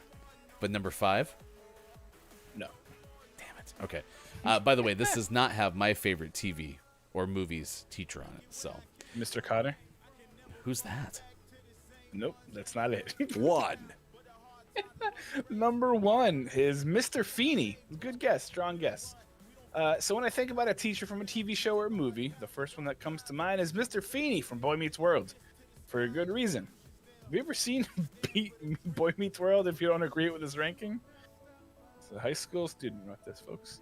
Throughout the entire TV show, he was there for nearly every character, whether it's being a mentor to his students or just being the neighbor that comes over to teach a lesson to the family next door. Do you not agree with this? You've obviously never seen the show. Oh, boy. I mean, to be fair, 4 out of the 10 on this list are from the same universe. So That's accurate. this list. However, number two. So number two, 2, for a high school student to know this person, like, sure, I know they binged it because they watched the Girl Meets Boy or whatever show, this new spinoff, but I think it's kind of cool. This is Mr. Turner, Yep. who's also apparently in Boy Meets World. To be honest, I don't remember that. So my He was TGIF, like the hip teacher. yeah, my TGIF knowledge apparently is kind of flushed down the toilet. Like, I remember, what was Corey Matthews? Isn't that his name? Corey Matthews. Yeah, I remember him, and I remember the friend, and Topanga, Of course, you remember Topanga. and Mr. Feeney, but I don't remember Mr. Turner. Apparently, this is the one Sean? who drove a motorcycle to school every day and had a mullet. Big fan, apparently. I love it. Well, I'm not the biggest fan of mullets. Was one of the best father figures of Sean, right? Wasn't Sean the one whose Yeah, dad yep. died? Yep, Yeah, okay. he 3, was the cool guy. Number 3, one of the few characters that Ryan remembers. In third place is Mr. Matthews from Girl Meets World. He's Feeney-esque in a way, except he has more of a sense of humor. He not only taught his students great lessons, but life lessons. A very valuable characteristic. He 4, Jeez, Bob. he's also Let the Mike main character finish. in Boy Meets World. I like how they wrote 4, Corey to grow up to be a teacher. That's good. That was cool. Sikowitz is number 4. Apparently, this is a teacher from the show Victorious. High school student. Never seen it. No. Couldn't tell. Bob, how many episodes of Victorious have I watched? 0, Thank you, Bob. Apparently, the man never wears shoes, came up with some of the weird assignments, but ended up all right in the end. Students generally learned something from him if he wasn't trying to teach anyone a lesson of any kind. 5, In 5th is Mr. Ray from Finding Nemo. Now, this teacher is pretty cool. I mean, he took his class to the edge of a cliff. May not have been the most responsible move as a teacher, but he seemed pretty fun teaching the other kids in his class about the zones of the open ocean. Oh, that's how Mr. Ray would always start his songs, Yep. and they'd be like, "That's why I thought That's never how mind. This that's how we should start this show every day.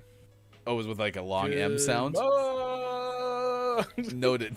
Write that in production notes, K-Laugh, please. 6, All right, well, we got bamboozled here because at the top, number 6 is not this person. This person's number 7, so I will take number 6 as written, and that's Ms. Frizzle from the Frizzle from the Magic School Bus.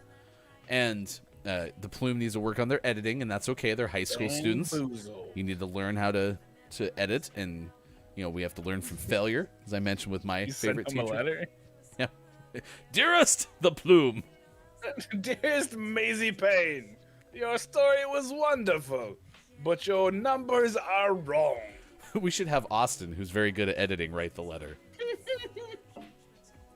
That'd be great. Great. Oh my gosh. I do like Ms. Frizzle as well. I do also like the current version, which is voiced by Kate McKinnon. It's great.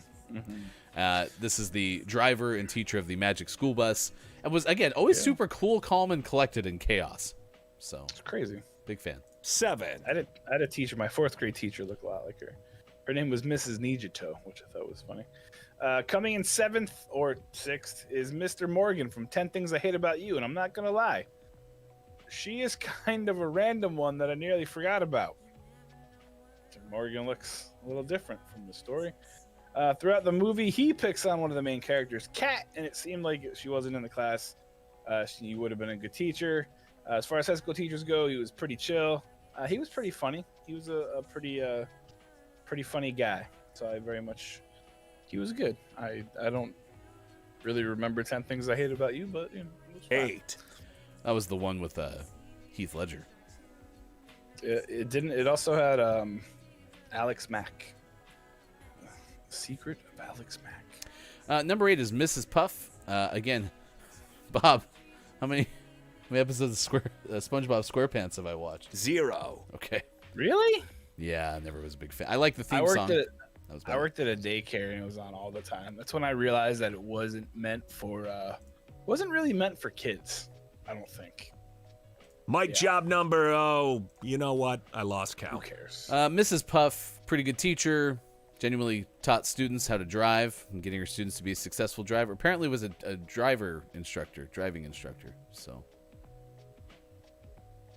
Yeah. 9, Number 9, the one and actual reason in which I picked this list Mr. Miyagi, the teacher from the original Karate Kid. I'd love to have a teacher like this man. He was patient while he taught the whole wax on, wax off technique.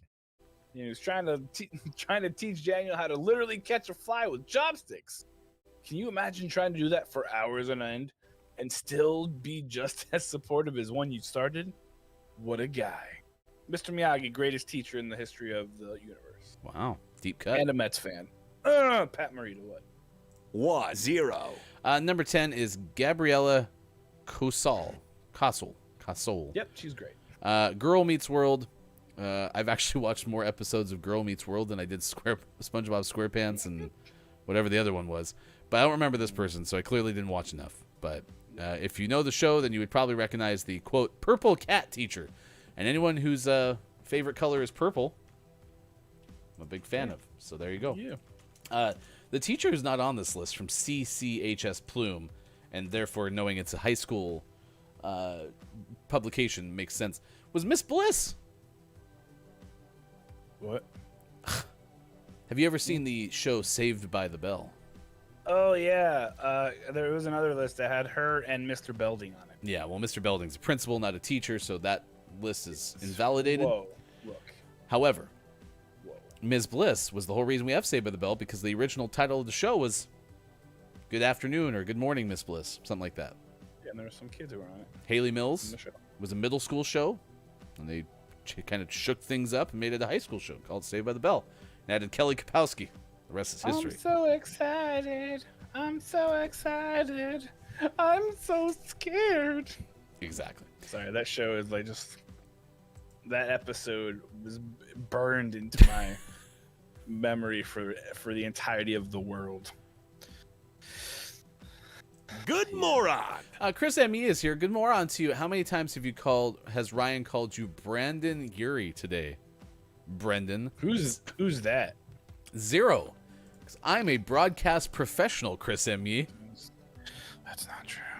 Name one time, just one time, I dare you, that I've misidentified the lead singer of Death Cab for Cutie. You know what my favorite part of Saved by the Bell was? It was this, right? When Zach Morris got a phone call. Hello? Hey, this is basically what it was. It was like The Kleenex box. a Kleenex box. It was very big. It was large. It was a phone of size. Phone of size. We have a story out of New York. This is from the New York Post's Jackie Salo. Probably turns out that things have been difficult in terms of weddings. As we know, Superphonic's sister-in-law just got married. We also found out that Kiki Lowe's sister married somebody else yesterday. I can't remember who it was, but it was a great joke, and if I had remembered, it really would have sold it. It was me, So, actually.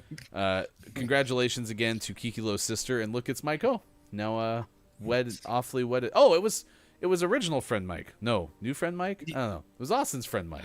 Something There. about Mike. Anyway. And then it was me, I guess. I don't And know. that was a wedding that likely happened in New York. Either way, though, this is a New York Post story about none of that. Yeah, so I don't know if anyone is familiar, but there's been a world pandemic happening in the globe, better known as a global pandemic. However, it shouldn't stop you, right? According to Jackie South from the New York Post, an upstate New York couple whose wedding plans were disrupted by travel restrictions at the U.S.-Canadian border ended up saying "I do" right at the Quebec crossing, so all of their guests could attend. Karen Mahoney and Brian Ray had hoped that the border would be open in time for the bride's parents and grandparents from Quebec to be able to attend their wedding. We didn't want to wait and have a long engagement.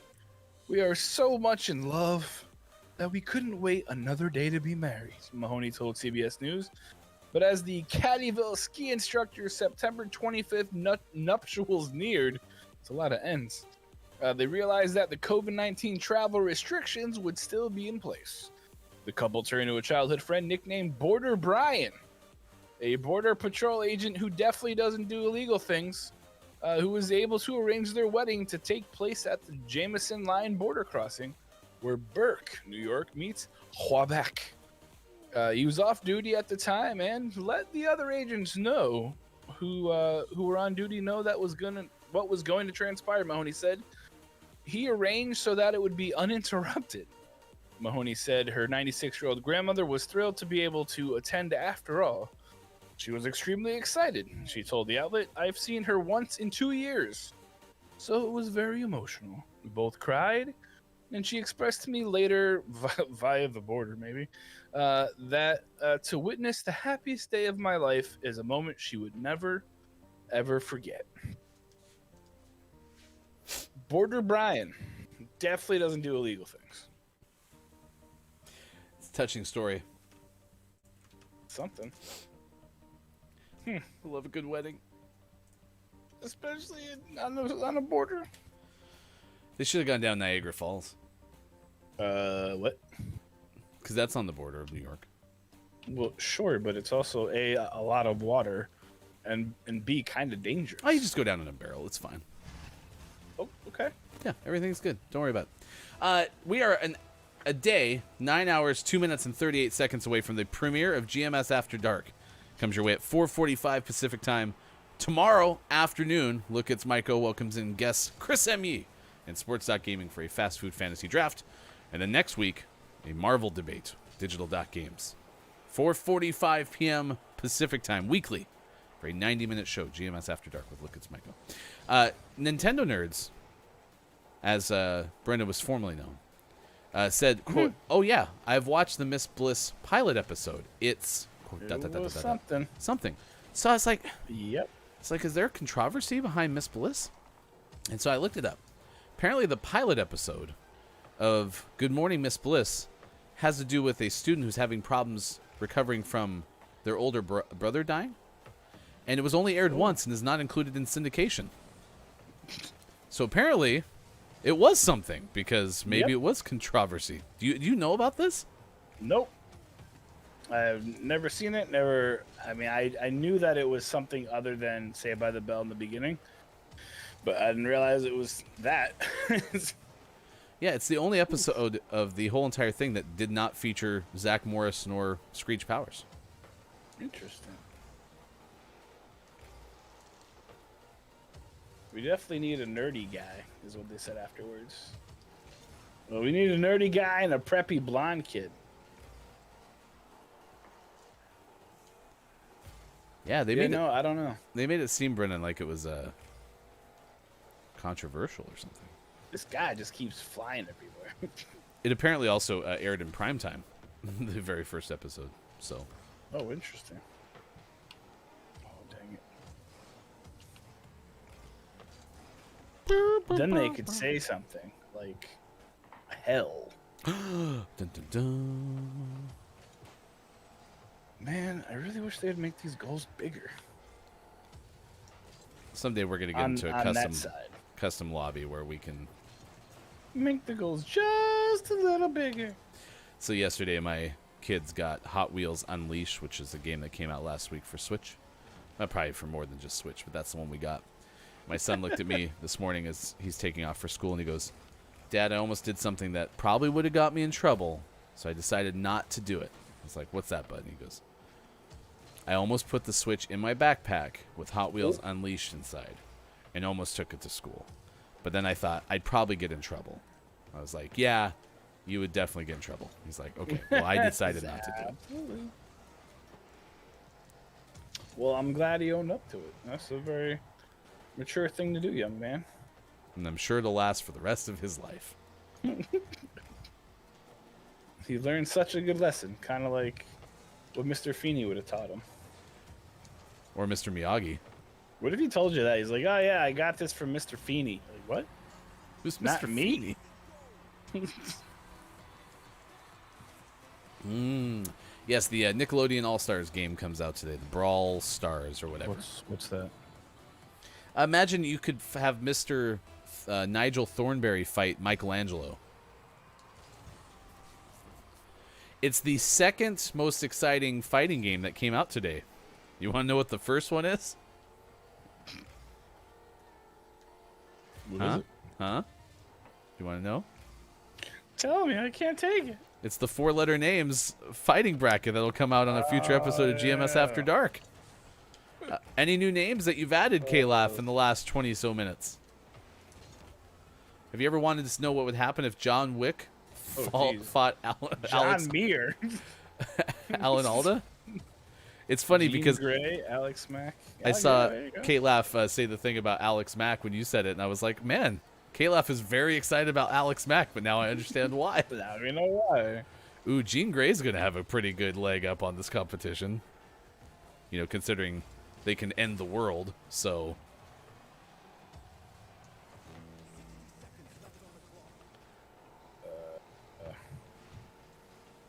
No, this is 5 letters. Dang. Trace. Oh, jeez. What about I Kate just bounced Zaid? around for a long time. Ooh, Kate Zaid. Well, I guess we can put Kate Zaid on. I would hate to have her lose, but Kiki Lowe! oh boy, I don't like where this is going. Wow. Okay. That's all you do. You just right off the rip, you just score the goal. Kate Zaid, Kiki Lowe.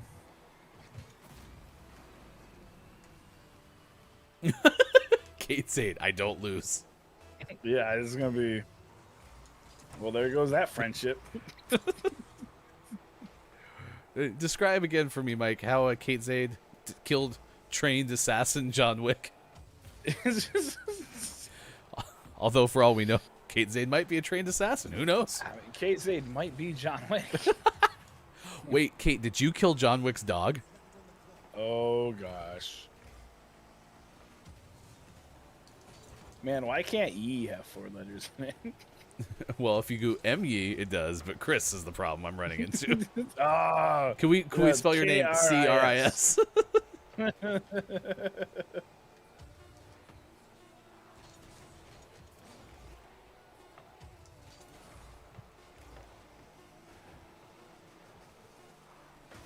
No! Are you kidding me? I was sitting there falling down. I was like, at least I'll be falling down in time to block any shot that maybe comes in, and sure enough. That's some poppycock right there. Chris. You know, Pickle, Chrissy Icky. Gamoron, it's good to see you. But I thought we had it won, okay? That's why you Yep. play to the buzzer. Oof. Poppycock and Balderdash. Oh. This is the downside of talk about Blockbuster. We get into all this discussion about Poppycock and Balderdash. Wow, what a difference. Blockbuster video. Wow.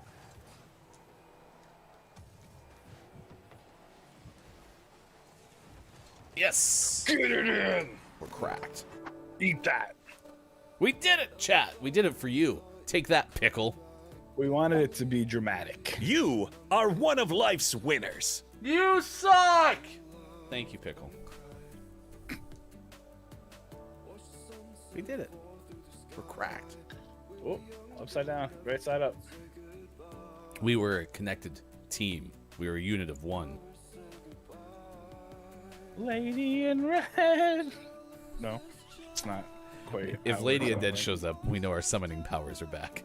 So, Dude, for real, it's been a while, huh? coming up, We haven't been able to summon anyone. $85,000. What can it get you, and what can you return with it? That's coming up. Also, we revisit the tale of Black Beauty. Man, never before seen. Also, a gnat flies in my eye. Now it's dead. Get wrecked, gnat. Gosh. It's time for sports. To party. Hey, Mike. Yesterday, did the Mets win? Yes, they did, because they fired Luis Rojas. They fired their manager yesterday. Technically, they declined his option, but they basically fired him. But they had such a good start to the season. Oh, yeah, that was great. And then he was like, it worked in the beginning. It'll probably work now when we're losing 8 games in a row. Final record for the Mets, 77-85. How many games above 500 were you prior to the All-Star break? I don't remember, but we were in first place for 103 days. The only team in Major League history to be in first place for over 100 days and finish with a sub 500 record. Yeah, the Mets manager will not return in 2022. There's a lot of drabble about Theo Epstein coming in to be, because they need a president of baseball operations too, because they keep hiring people that do sketchy things. So they need a new president and they need a new manager. So hopefully we'll get that president first, and then we'll get a manager. I'm gonna be honest. I hope it's Carlos Beltran, but I don't think it will be. There's rumors it'll be Joe McEwing. Super Mac. Rumors. Remorse. Okay. That concludes season 1 of Did the Mets Win on Gaming Morning Show. It won't be the end of the news, though. Chat, would you like to continue playing Did the Mets Win for the entire baseball offseason, which lasts, like a month? What? It lasts like 4 months. It's one of the few sports that doesn't start like 7 days after the season's over. Wait, what? Yeah, they're off in November, December, January, and February. So that's 4 months. 4 months off. Yeah, basketball ends in like June 9th and starts up again June 11th. No, it starts in November. Nope. I mean, preseason, that's true. Yeah. All right, let's give you some other sports news. We mentioned Luis Rojas. Bubba Wallace, second black driver ever to win at NASCAR's Top Cup Series, did so at the rain-stopped playoff race at Talladega. Wallace had driven through a crash into the front of the field 5 laps before the second rain stoppage of the race. NASCAR tried to dry the track for nearly 45 minutes, but up against sundown and the rain not showing any signs of ceasing, the race was called off. According to the Associated Press, Wendell Scott in 1963 was the first.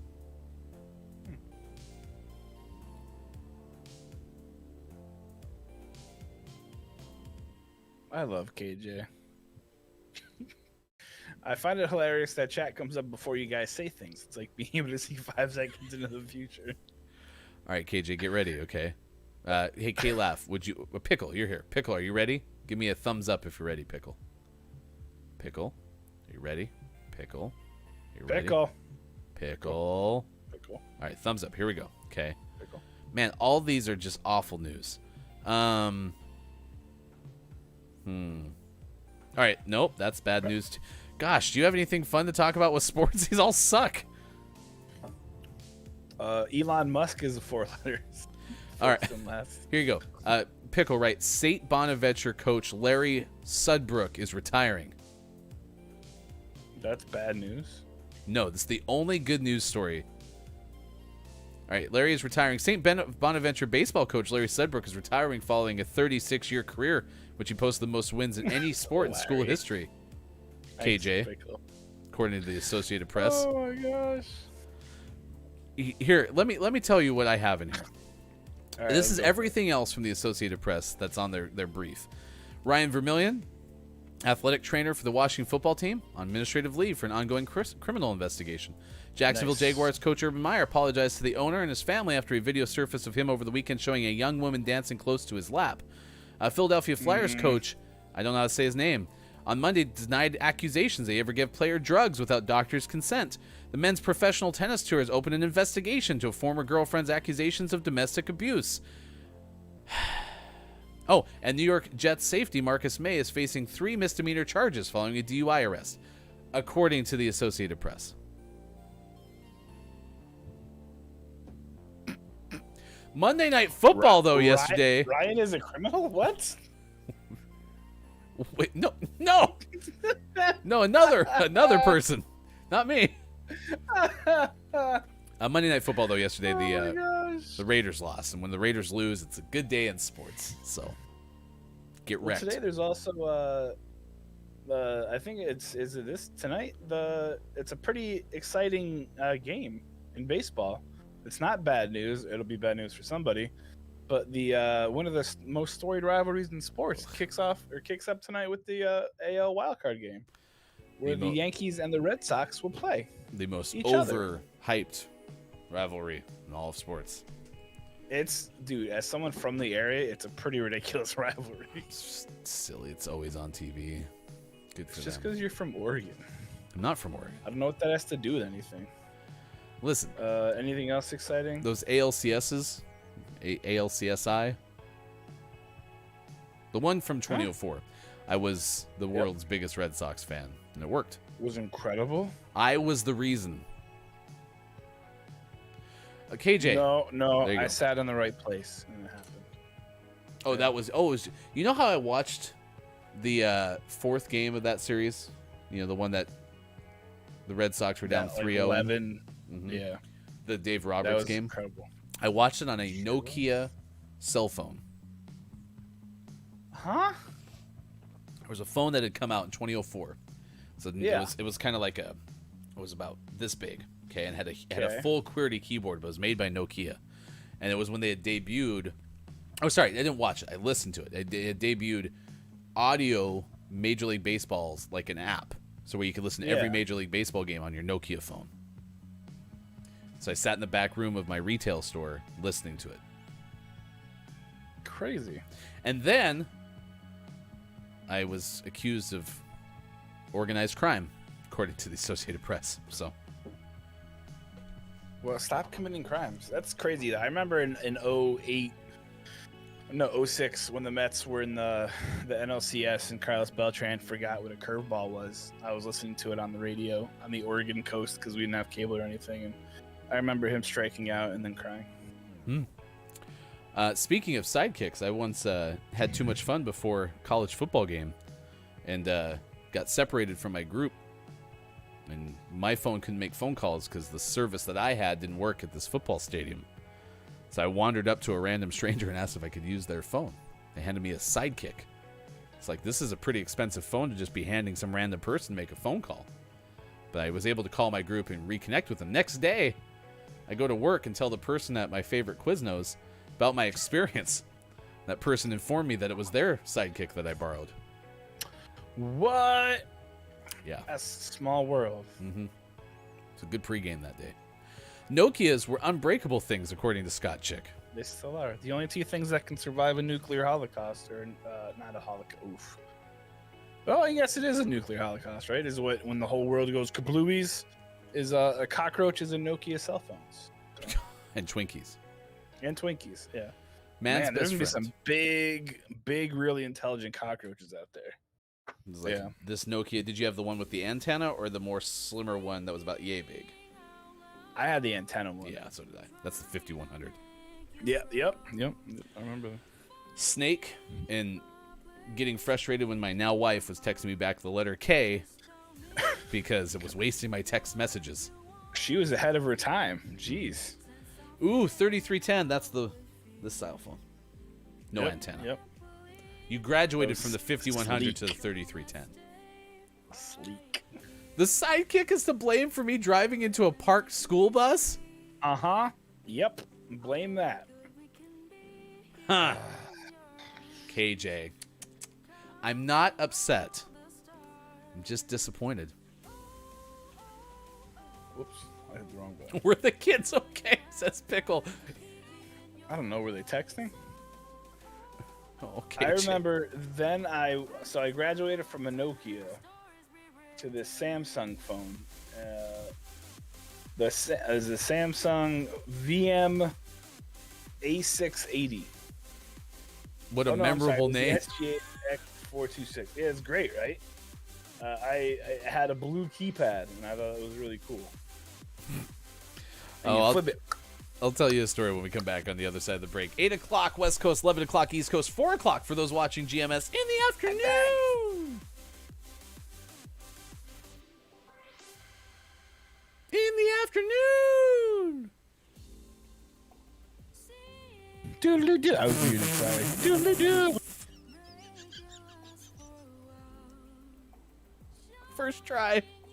Nailed it. Mike, we would certainly appreciate it if you unmute your microphone. All right. Thank you in advance. Final hour when we come back on the other side of the break. That's great. GMS After Dark debuts this Wednesday. Facebook Gaming, Twitch, YouTube, Twitter, Gaming Warrior Show.tv. Let's stay right here. You're really making me see all of the good we can be here in your arms, counting all the stars.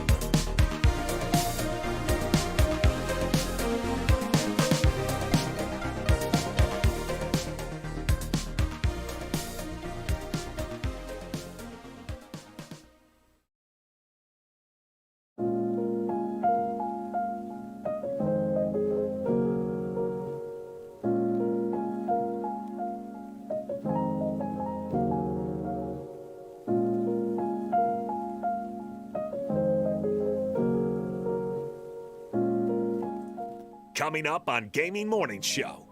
community games, and GMS, Morning Gaming Renews.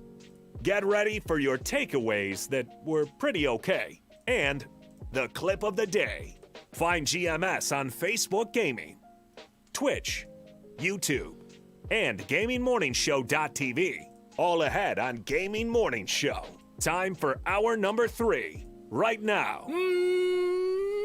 Morning, gamer. Thanks for being here. Look, it's Mike. Oh, Hefty Goof. We are so excited that you're with us for the final hour on this Tuesday, October 5th, 2021.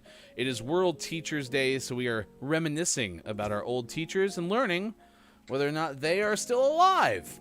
We'll start with Mike. Oh, Mike, who's your favorite teacher, and are they still alive?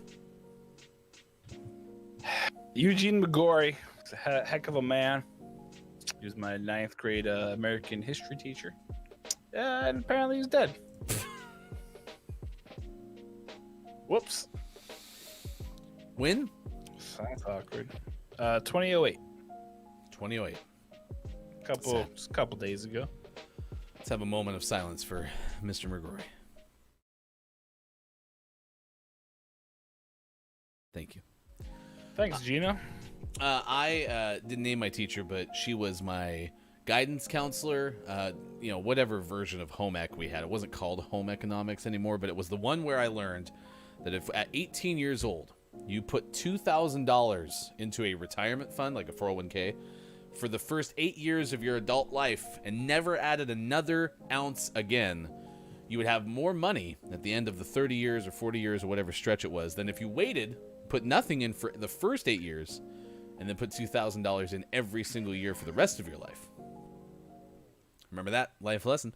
Also, let me drive around LA trying to say goodbye to my ex-girlfriend who I had just said goodbye to like 3 days earlier. So, What country did she come from? Venezuela. Oh, cool. All right, so there's that. We learned that. Oh, my teacher's still alive. So there's that. It's helpful. Usually very helpful. Yeah, I mean, as far as I know, I was good friends with her daughter, so I guess I could text her daughter, who I do know, in fact, is still alive. So, hey, funny question: is your mom dead? I'm sorry. What? Should I call Jeff?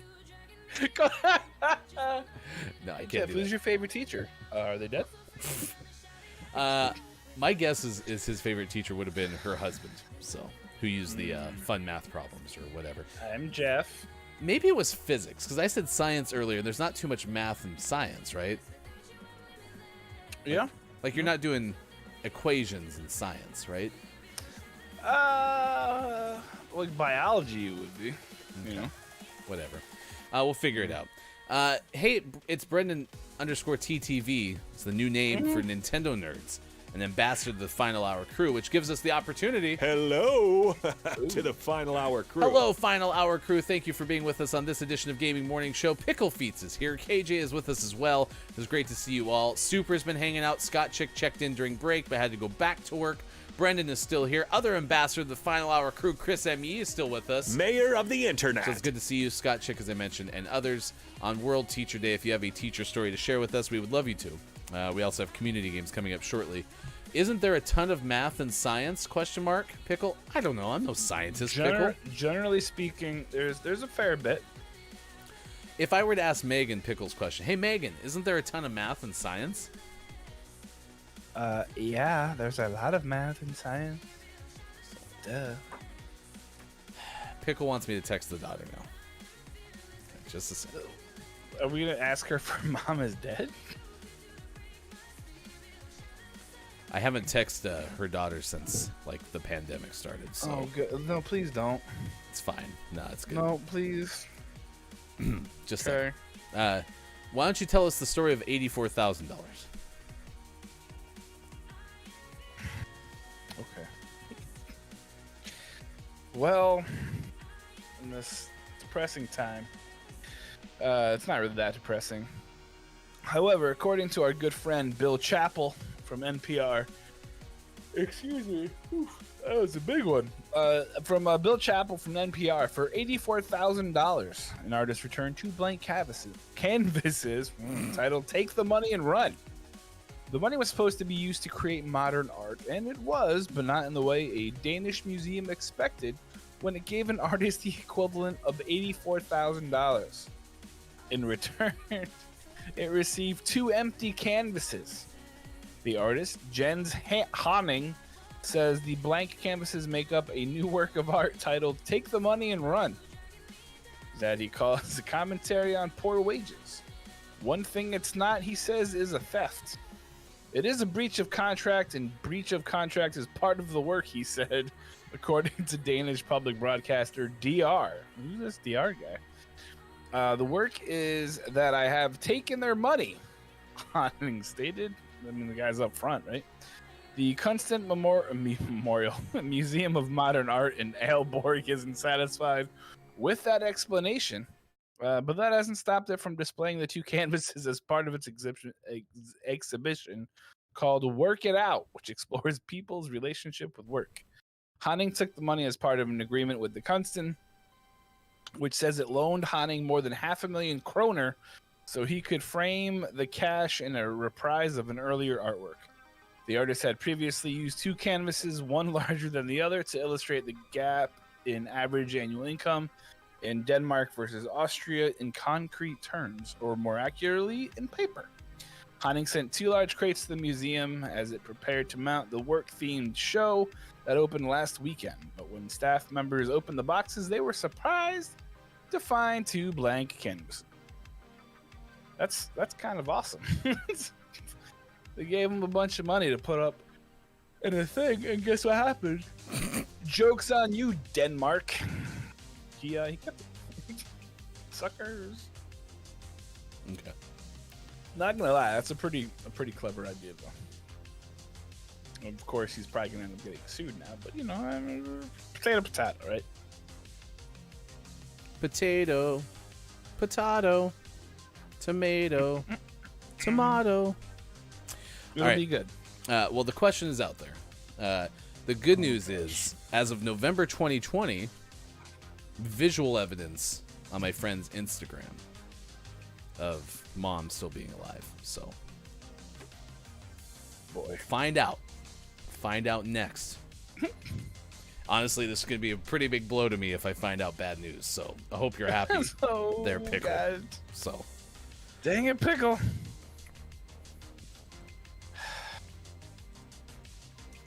This show took a turn. well, I mean, it was kind of rough when you discovered that your favorite teacher from high school was dead. Yeah, that's on him though. That's fine. that's wow. Keep it warm for me down there. Oof. Okay. Miss Nijito was great too. She was my 4th grade teacher. Everyone called her Miss Nijito. One of my favorite memories of her was when it was the winter and we went outside. And there was a bunch of snow around the playground there, or the parking lot, which was our playground because there was snow on the ground. And I kicked a block of snow that I thought was snow, and it was ice. And I broke my toe. And I went in the classroom and I was like, my foot really hurts. I can't really walk. And she was like, it's fine. You know, no big deal. It's almost the end of the day. And I was like, no, like I really can't walk. And she was like, it's fine. Just put your foot up, I guess, whatever. And I was like, okay. So I did it. And then I went home and took off my shoe, and my toe was like black. Ugh. So my mom took me to the ER, and I like fractured the holy heck out of my big toe. And then when we told Ms. Nijito, my mom actually called her because, you know, back in the day, teachers were friends with parents, and she just was like, hey, I don't want you to feel bad, but I just wanted to let you know. And she was like, oh my God, I feel terrible. And then was like really, really extra nice to me for a couple of days. It was like black, you know. Eesh. It was really gross. Nijito? Nijito. Yeah. Nijito. Because I thought I heard knee to toe. Knee to toe. And then I thought, Knee I was to like, toe. did you ever look at your teacher and go, head, shoulders? I was in 4th grade, so probably not. Head, shoulders. Knee to toe, knee to toe. I'm sure she's heard it a million times. So I thought of that one. She had a daughter that was like a grade younger than me, and grew up to be this incredibly gorgeous girl that was in like pageants or something. Her name obviously, I think she like took her mother's maiden name or whatever, because she didn't like Nijito, which I mean I don't know why you wouldn't. But yeah, daughter's name was Suzanne. I remember her fondly. I mean, like, now that I know it's Nijito, like, it's not knee to toe, so that was just a Nope, misheard. not But then I was like, so then you came back and you had this broken toe, and no one like said something about needing your toe. I'm sure we did. I'm sure that was part of the joke. But I mean, she probably felt bad enough. So I mean, I didn't think Nijito was a bad last name, so I'm just pointing that out. No. I just thought I heard knee to toe. Needs a knee, head, shoulder. Yeah, knee, that's what I toe. thought I heard. I was wrong. Yeah. Lady Kate, I hope that your day is going well, and I hope that all your favorite teachers from school are still alive.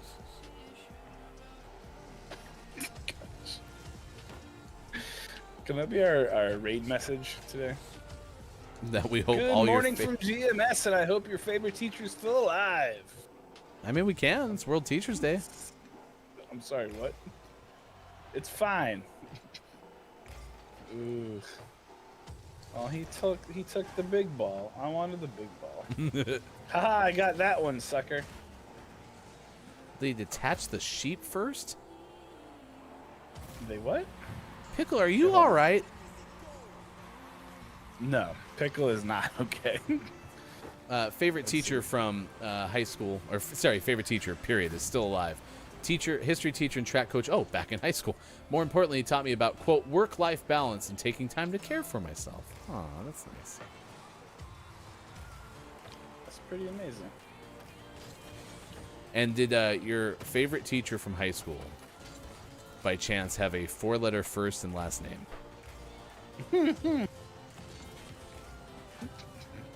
Yes. Did they happen to kill John Wick's dog? Wow, I had that lined up perfectly and completely whiffed.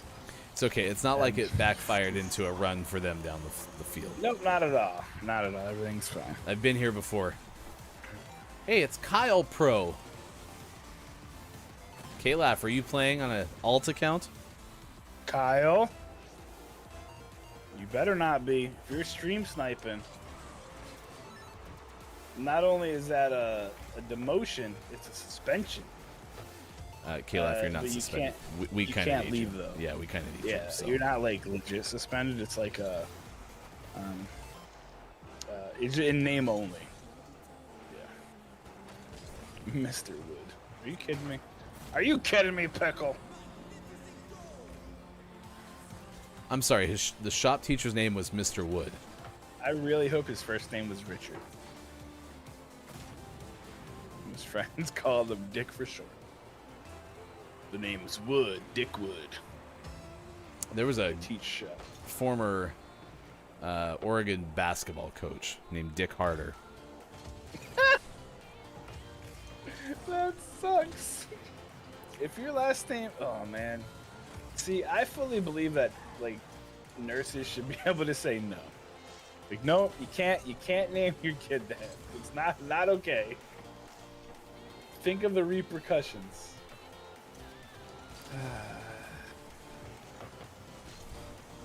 You heard it here first. Mike wants a world where where nurses can tell you what to name your children. No, they'll just be like, think about that again. Think about that. I like that. Pose it as a pondering question. Yeah, you know, like your last name is harder, and you really want to name your kid Richard? Well, and at some point, it became like a decision to go with the shortened version of that, by the way. Like, if that person's name was in fact Richard, someone was like, this is a better choice. Are you conceding? No. Our teammate voted to concede.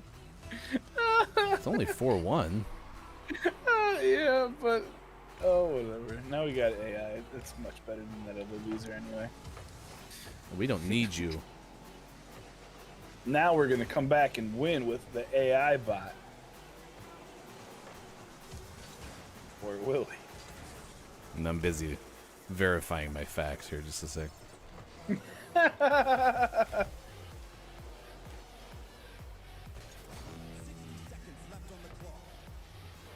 Get him the goal!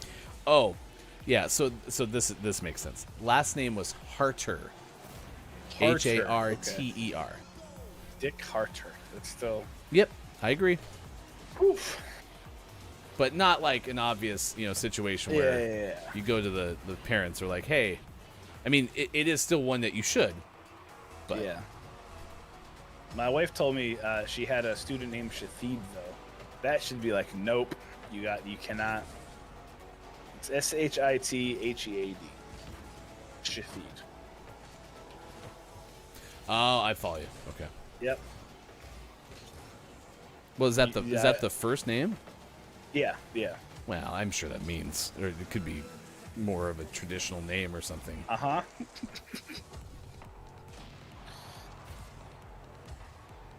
Then make it. Just change the spelling up a little bit. Kalaf says, love how casual quitters get temp banned, but you can forfeit out. Change this result in casual quitters still quitting, but with added benefit of throwing a vote to concede tantrum on their way out. Well, Kyle Pro, you were the MVP. Way to go. we did good. We did good. Ish. Yep, we did great. All right.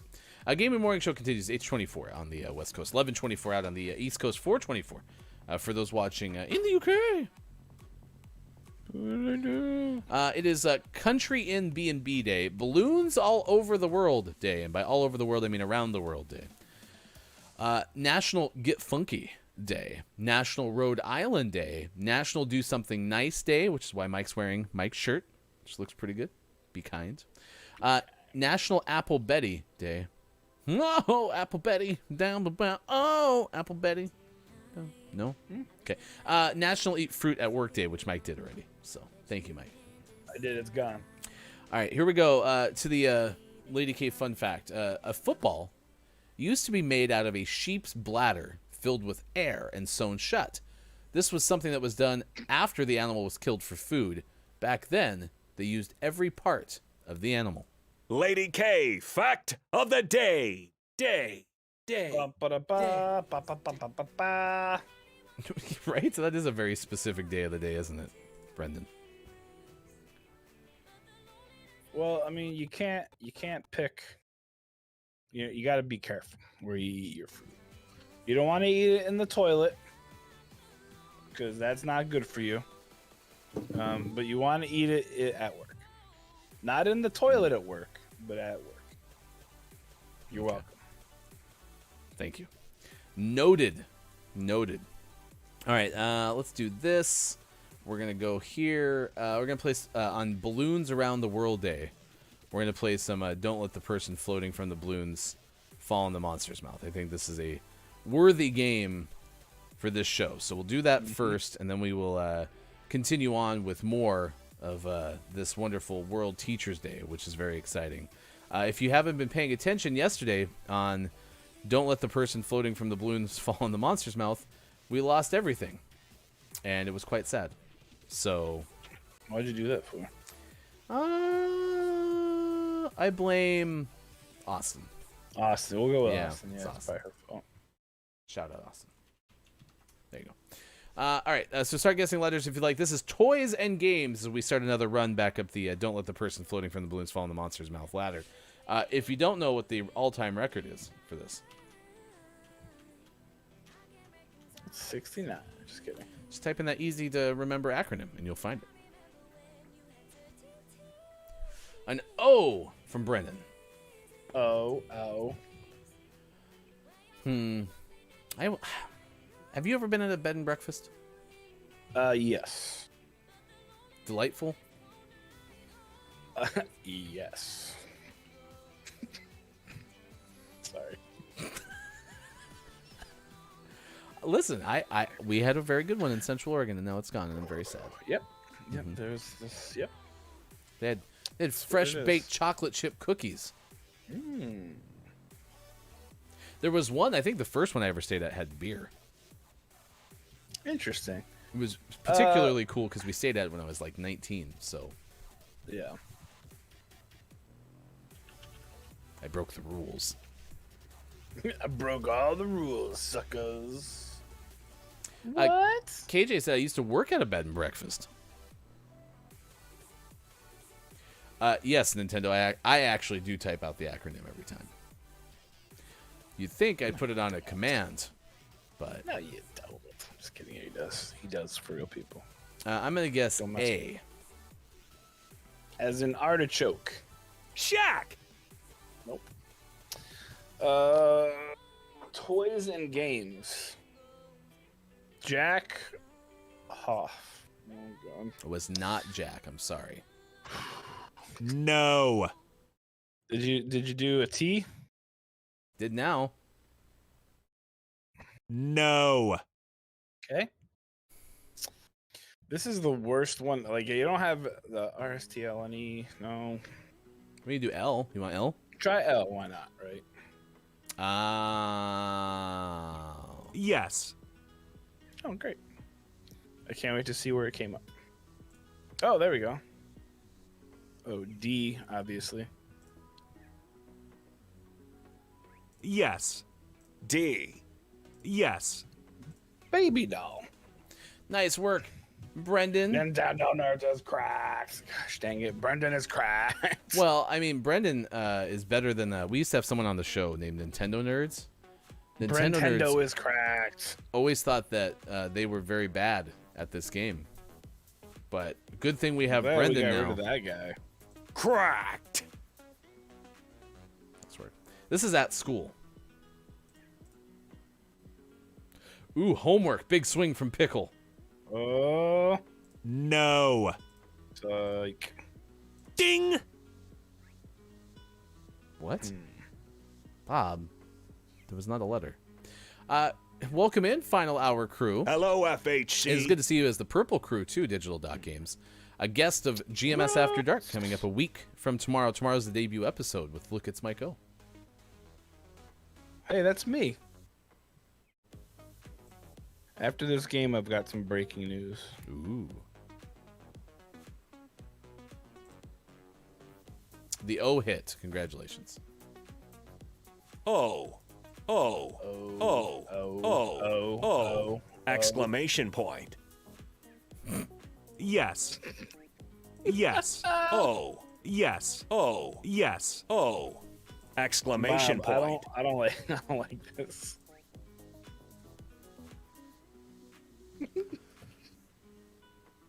What is happening? Hey! Hey! RTLN. I know what it is. Snoopy line thingy. There you go. Oh, look at that. K-Laugh is Cracked. Grab. all right. All about sports. Sports. Okay. Did the Mets win? Question mark. Question mark. You're missing some letters. No. So there's did, and then you go THEMETS. We're just missing a space. Thank you. And then No, it's win? Question mark. Question mark. it's not the superb owl either. Question mark. Thank you, Bob. People. Let's check. Don't worry. Thinking The about swords people. missed me. Okay, there's the answer to your question earlier. Good. Just do it again. See what happens, punk. Don't worry. The swords missed me. Please help me. Oh, what was that? All right, we're gonna go games. That didn't hit.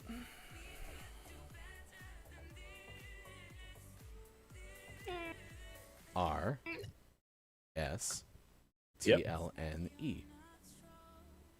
Oh, I know what it is. Multiple sclerosis. No. SHAQ. San Antonio Spurs. Yeah, not one of the teams that Shaq played for. The Olympic game. Are you sure?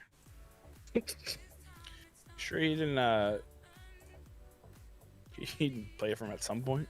Ooh, myths and legends. It was Sasquatch. It was the Nope, Loch it's not Ness it. No, Monster. Bob, it isn't. All right, we're gonna go big swing Pandora's box. You are What? correct. Speaking of Dr. Squatch soap, make sure you use it. This is Does not anyone supposed to have save. my It's wonderful. Dr. Squatch soap? Crack. This has been sitting on my desk since January, and it still smells incredible. I'm very proud of you, Kalaf. You did great today. Cypress and sage oil inside of this. It's cold processed. Yeah. Cypress and Sage Oil was the name of my band in high school. Was it? That's incredible. I can't believe that. All right, you guys, I got some breaking news for you. All right, here we go. Look, it's Mike O.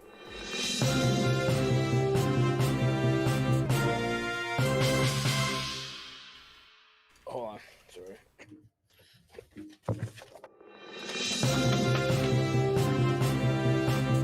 Breaking news from the GMS game room. I'm bald. I'm just kidding. Real news. So apparently, Eugene McGorry was a junior. So Eugene McGorry Sr. died in 2008. Eugene McGorry Jr. is the principal at Hamburg Middle School in Hamburg, Pennsylvania. Woohoo! So Mike's teacher is not He's dead. not dead. Yeah. I was trying to find where he was buried, and then I noticed that the age was a little off. So yeah, it was his dad. Rip Papa McGorry. Our condolences to the McGorry family. Unrip to my favorite teacher. Who goes by Gene now. Gene McGorry. Dr. Gene McGorry at Hamburg Middle School.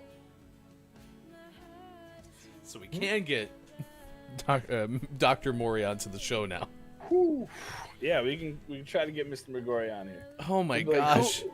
who are you and why are you calling me? What a roller coaster of events we just went through. Roller coaster. Man, a roller coaster of emotions, excuse me. Wow. Crazy. Huh. I feel much better because I really liked him. He said there was a lot of reasons that he's why I do what I do. Thanks for not being dead. Appreciate it. No news yet on if my favorite teacher's still alive. She's like, wait, what did you text me? Forget that. Good thing it wasn't Blocked. based on something that happened in the first hour that turned out to be false. It was a misunderstanding. It's why you should look for various sources, everybody, not just the first thing you see that adds up. I hope we don't find out that Sean's favorite teacher is actually dead. No, he's in Iowa, Maybe. supposedly. So Kevin Costner's dad in Field of Dreams was in Iowa. Oh. That's true. Tough show. Tough show. It's well, I mean, it was good news, right? Yes. Yes, it was. Okay. Yep. All right, we got a story about Winnie the Pooh coming up after this game of Rocket League. We're actually going to wrap up a little bit early because of Because Ryan's disappointed and sad. some sad. No, I have to get to work, so we're going to wrap up probably about 8:45ish today, and then we'll send you on over. What did you want us to say to our raidee now? Do we have to be like, no, nobody. Is your favorite teacher dead or alive? is your We're favorite not really teacher sure. dead or alive? But now it turns out actually is alive. Did you ever once think that your teacher was dead and then actually was Then alive? Find out you're wrong. Man, I'm glad that goal's not bigger. on either side. Oh, I had this bad feeling for a second that I was doing that thing where I was going toward the wrong goal again because you were right in front of the net when I went to go save it, and I was like, "Oh no, am I on the wrong side again?" But everything was fine.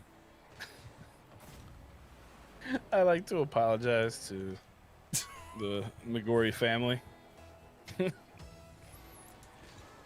Longest bit we've ever set up in history. That took about 2 hours to full circle because we definitely knew that Mike's teacher was alive, and we The just whole wanted time. you to think. Whole time. Sheesh. Stop naming your kids after yourself. Jeez, give them their own identity. I like how you're trying to blame the dead person for the show today. Obviously, their fault. Everything mine went great. Don't at worry all. about it. Everything's fine. Oh, good gravy. Gaming morning show, morning gaming renews is next. Oh my Is it? gosh. Well, that sucked. Yeah, I could get to Is it. that guy's name Hoss? Dude.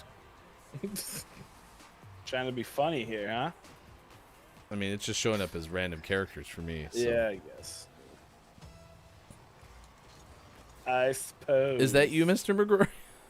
Is that Eugene? Eugene, get it? Eugene? Is that Eugene? Oh, boy. Yeah, they're all a bunch of weird characters. Most Does that mean Eugenes there's are. like a bad... Okay. K-Laugh, why do they show up as little boxes? Is that because they're being censored, or is it because it's a different language and so it's not rendering correctly? Like, what's the Or reason? are they just hackers? Like Matthew Lillard. You got it. 1995. That came up at work the other day. This is a good movie. Oh yeah, I like that movie. It had the dude from Sherlock in it. Had or Holmes and Watson, whatever the CBS show was. I think it was Sherlock. On Peacock? Is it on Peacock now? It was on CBS at one point. I don't know. I mean, it probably is. I only promote my favorite streaming service, which is Peacock.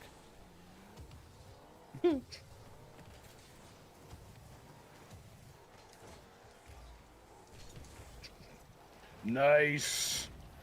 Cracked! Unicode? K-Laugh, I'm old. What the hell is Unicode? They're hackers, Dad, said Chris and me. There you go. Gotcha. Thanks, Chris.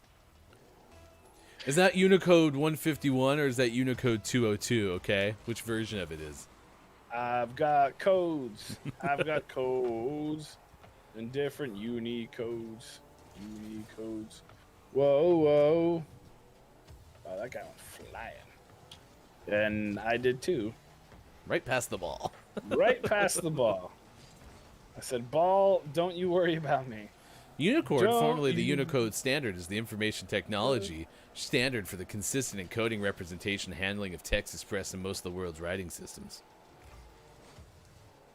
Okay, say that again in my language.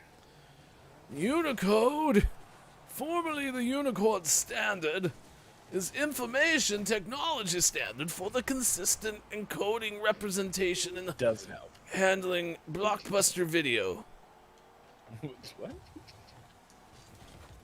Did you say Blockbuster Video? That's how you know we started the day, figured we'd bring it on back. Sounds good to me. Through the beaded curtain is where you find the Unicode. It's in the back of the convenience store. With the swinging door. What do you call those things again? Yeah, those What do you doors call that the swing? doors that swing?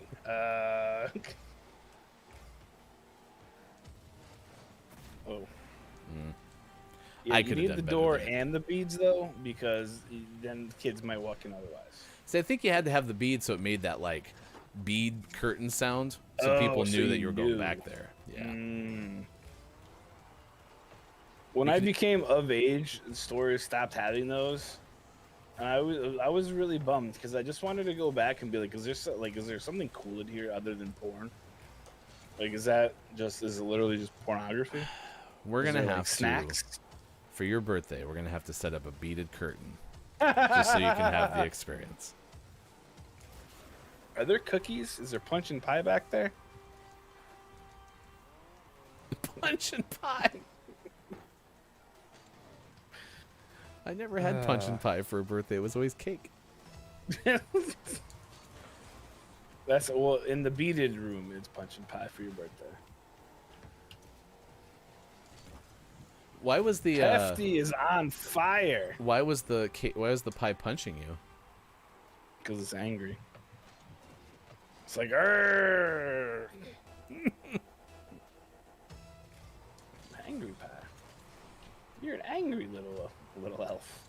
Call me an elf one more time. One more time. Sorry, I need to go watch Elf. 85 days till Christmas. That's not that far away. Nope, make sure you get your because this other team is really bad, Chris. Make sure to do your shopping early, folks. Especially if you do it online, because they're expecting major shortages this year and extreme delays. Yeah, and the postal service just changed their shipping times too. So What? I didn't see that. So first class mail is now going to take up to 5 days as opposed to 2 to 3 days. Well, And there's a holiday surcharge now for packages. well, that's good.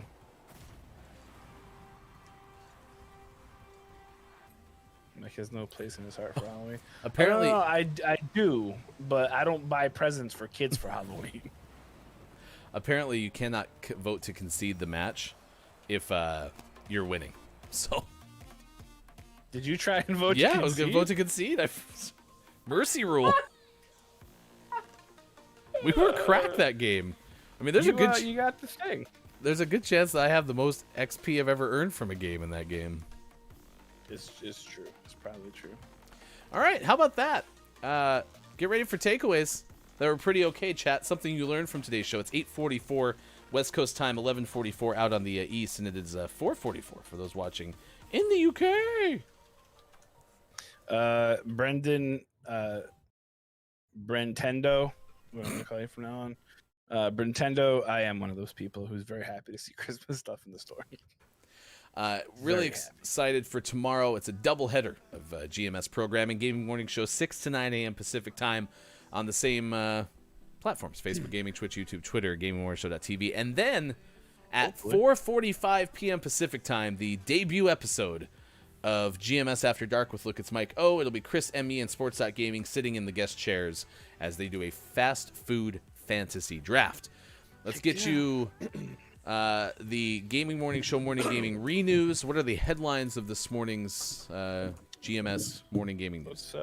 It's funny you should ask, because according to our good friend John Carson, not to be confused with the dead guy, Epic Games achievements launch next week. That's right.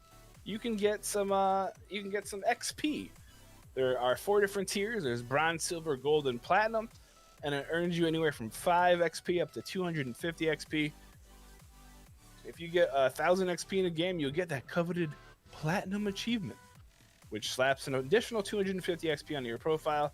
Do you know what you get with all that XP? I don't either. It's just kind of, makes it's fake internet points. Who doesn't love fake internet points? Also, according to Logan Plant from IGN, Apple is doing pretty good. Apple's made more money on games than Xbox, Sony, Nintendo, and Activision combined in 2019. Apple made over $8 billion on games in 2019, whereas the other ones did not. So it pays a lot when you have a lot of mobile games that don't come with a huge overhead. But yeah, Apple gets revenue by taking a 30% cut from all purchases made on the App Store. Players reportedly spent $45 billion on mobile apps in the 2020 fiscal year. So Apple's Apple's making a few bucks. They're getting their money, and their overhead's not very tall. Finally, there has been a massive Facebook ad. Did you guys hear about that? Well, if not for John Walker from Kotaku, we never would have known.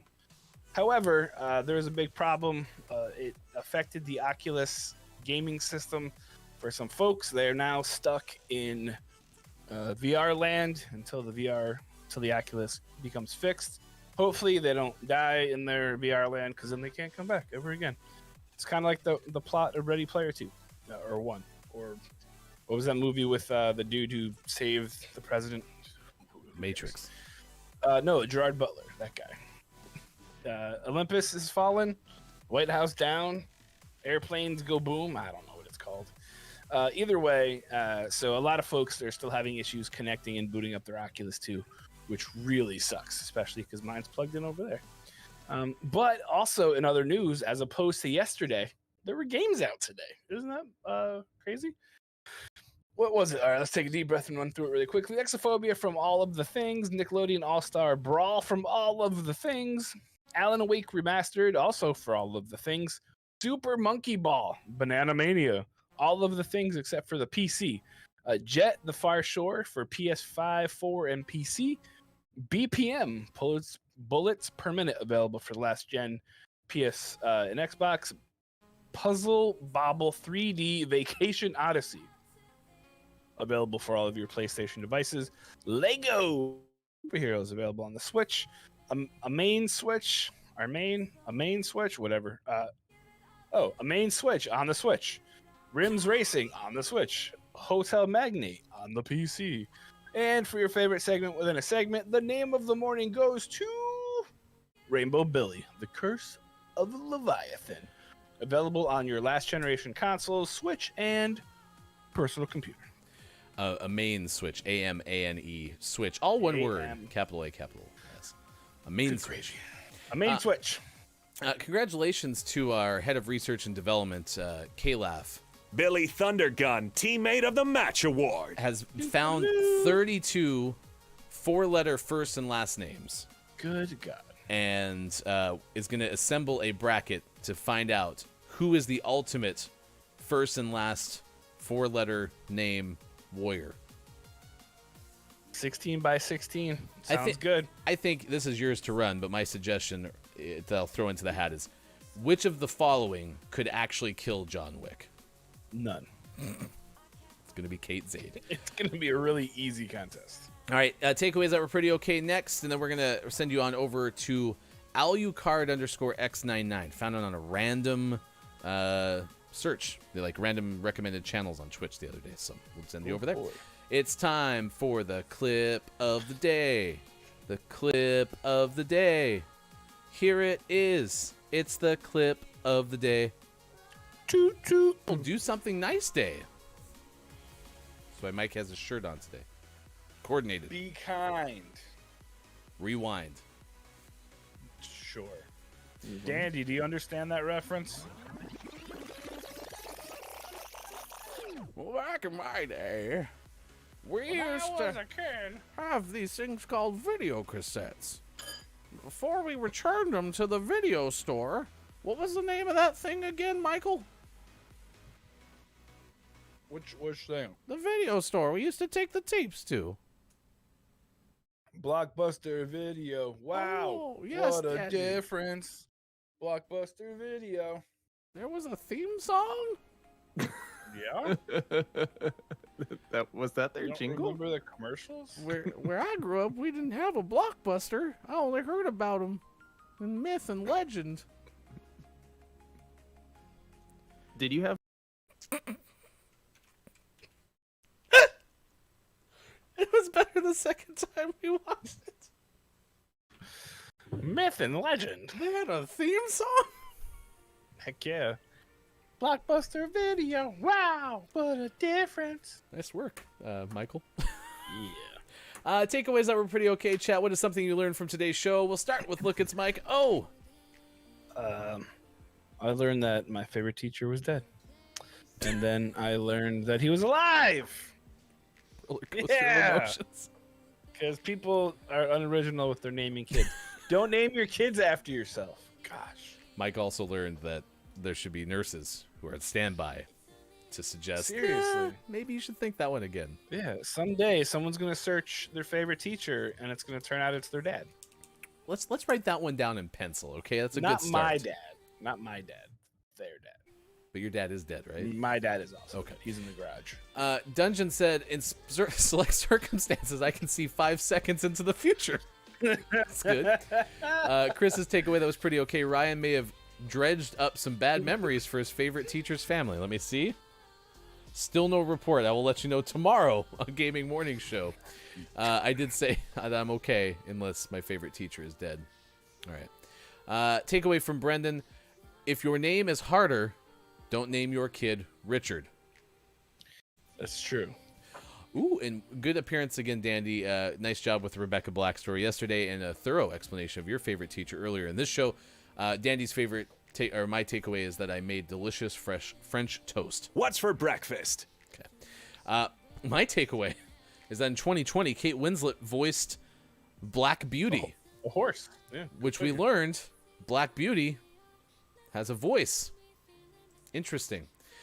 This next stream is mature audiences. If you're leaving our PG-13 stream tomorrow afternoon, 4:45 Pacific time, it is the debut of GMS After Dark. Be there. Also mature audiences. Yes. We'll have that on after the show tomorrow.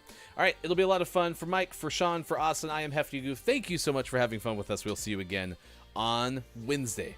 Enjoy your rest of your Tuesday. Facebook Gaming, Twitch, YouTube, Twitter, and GamingMorningShow.tv.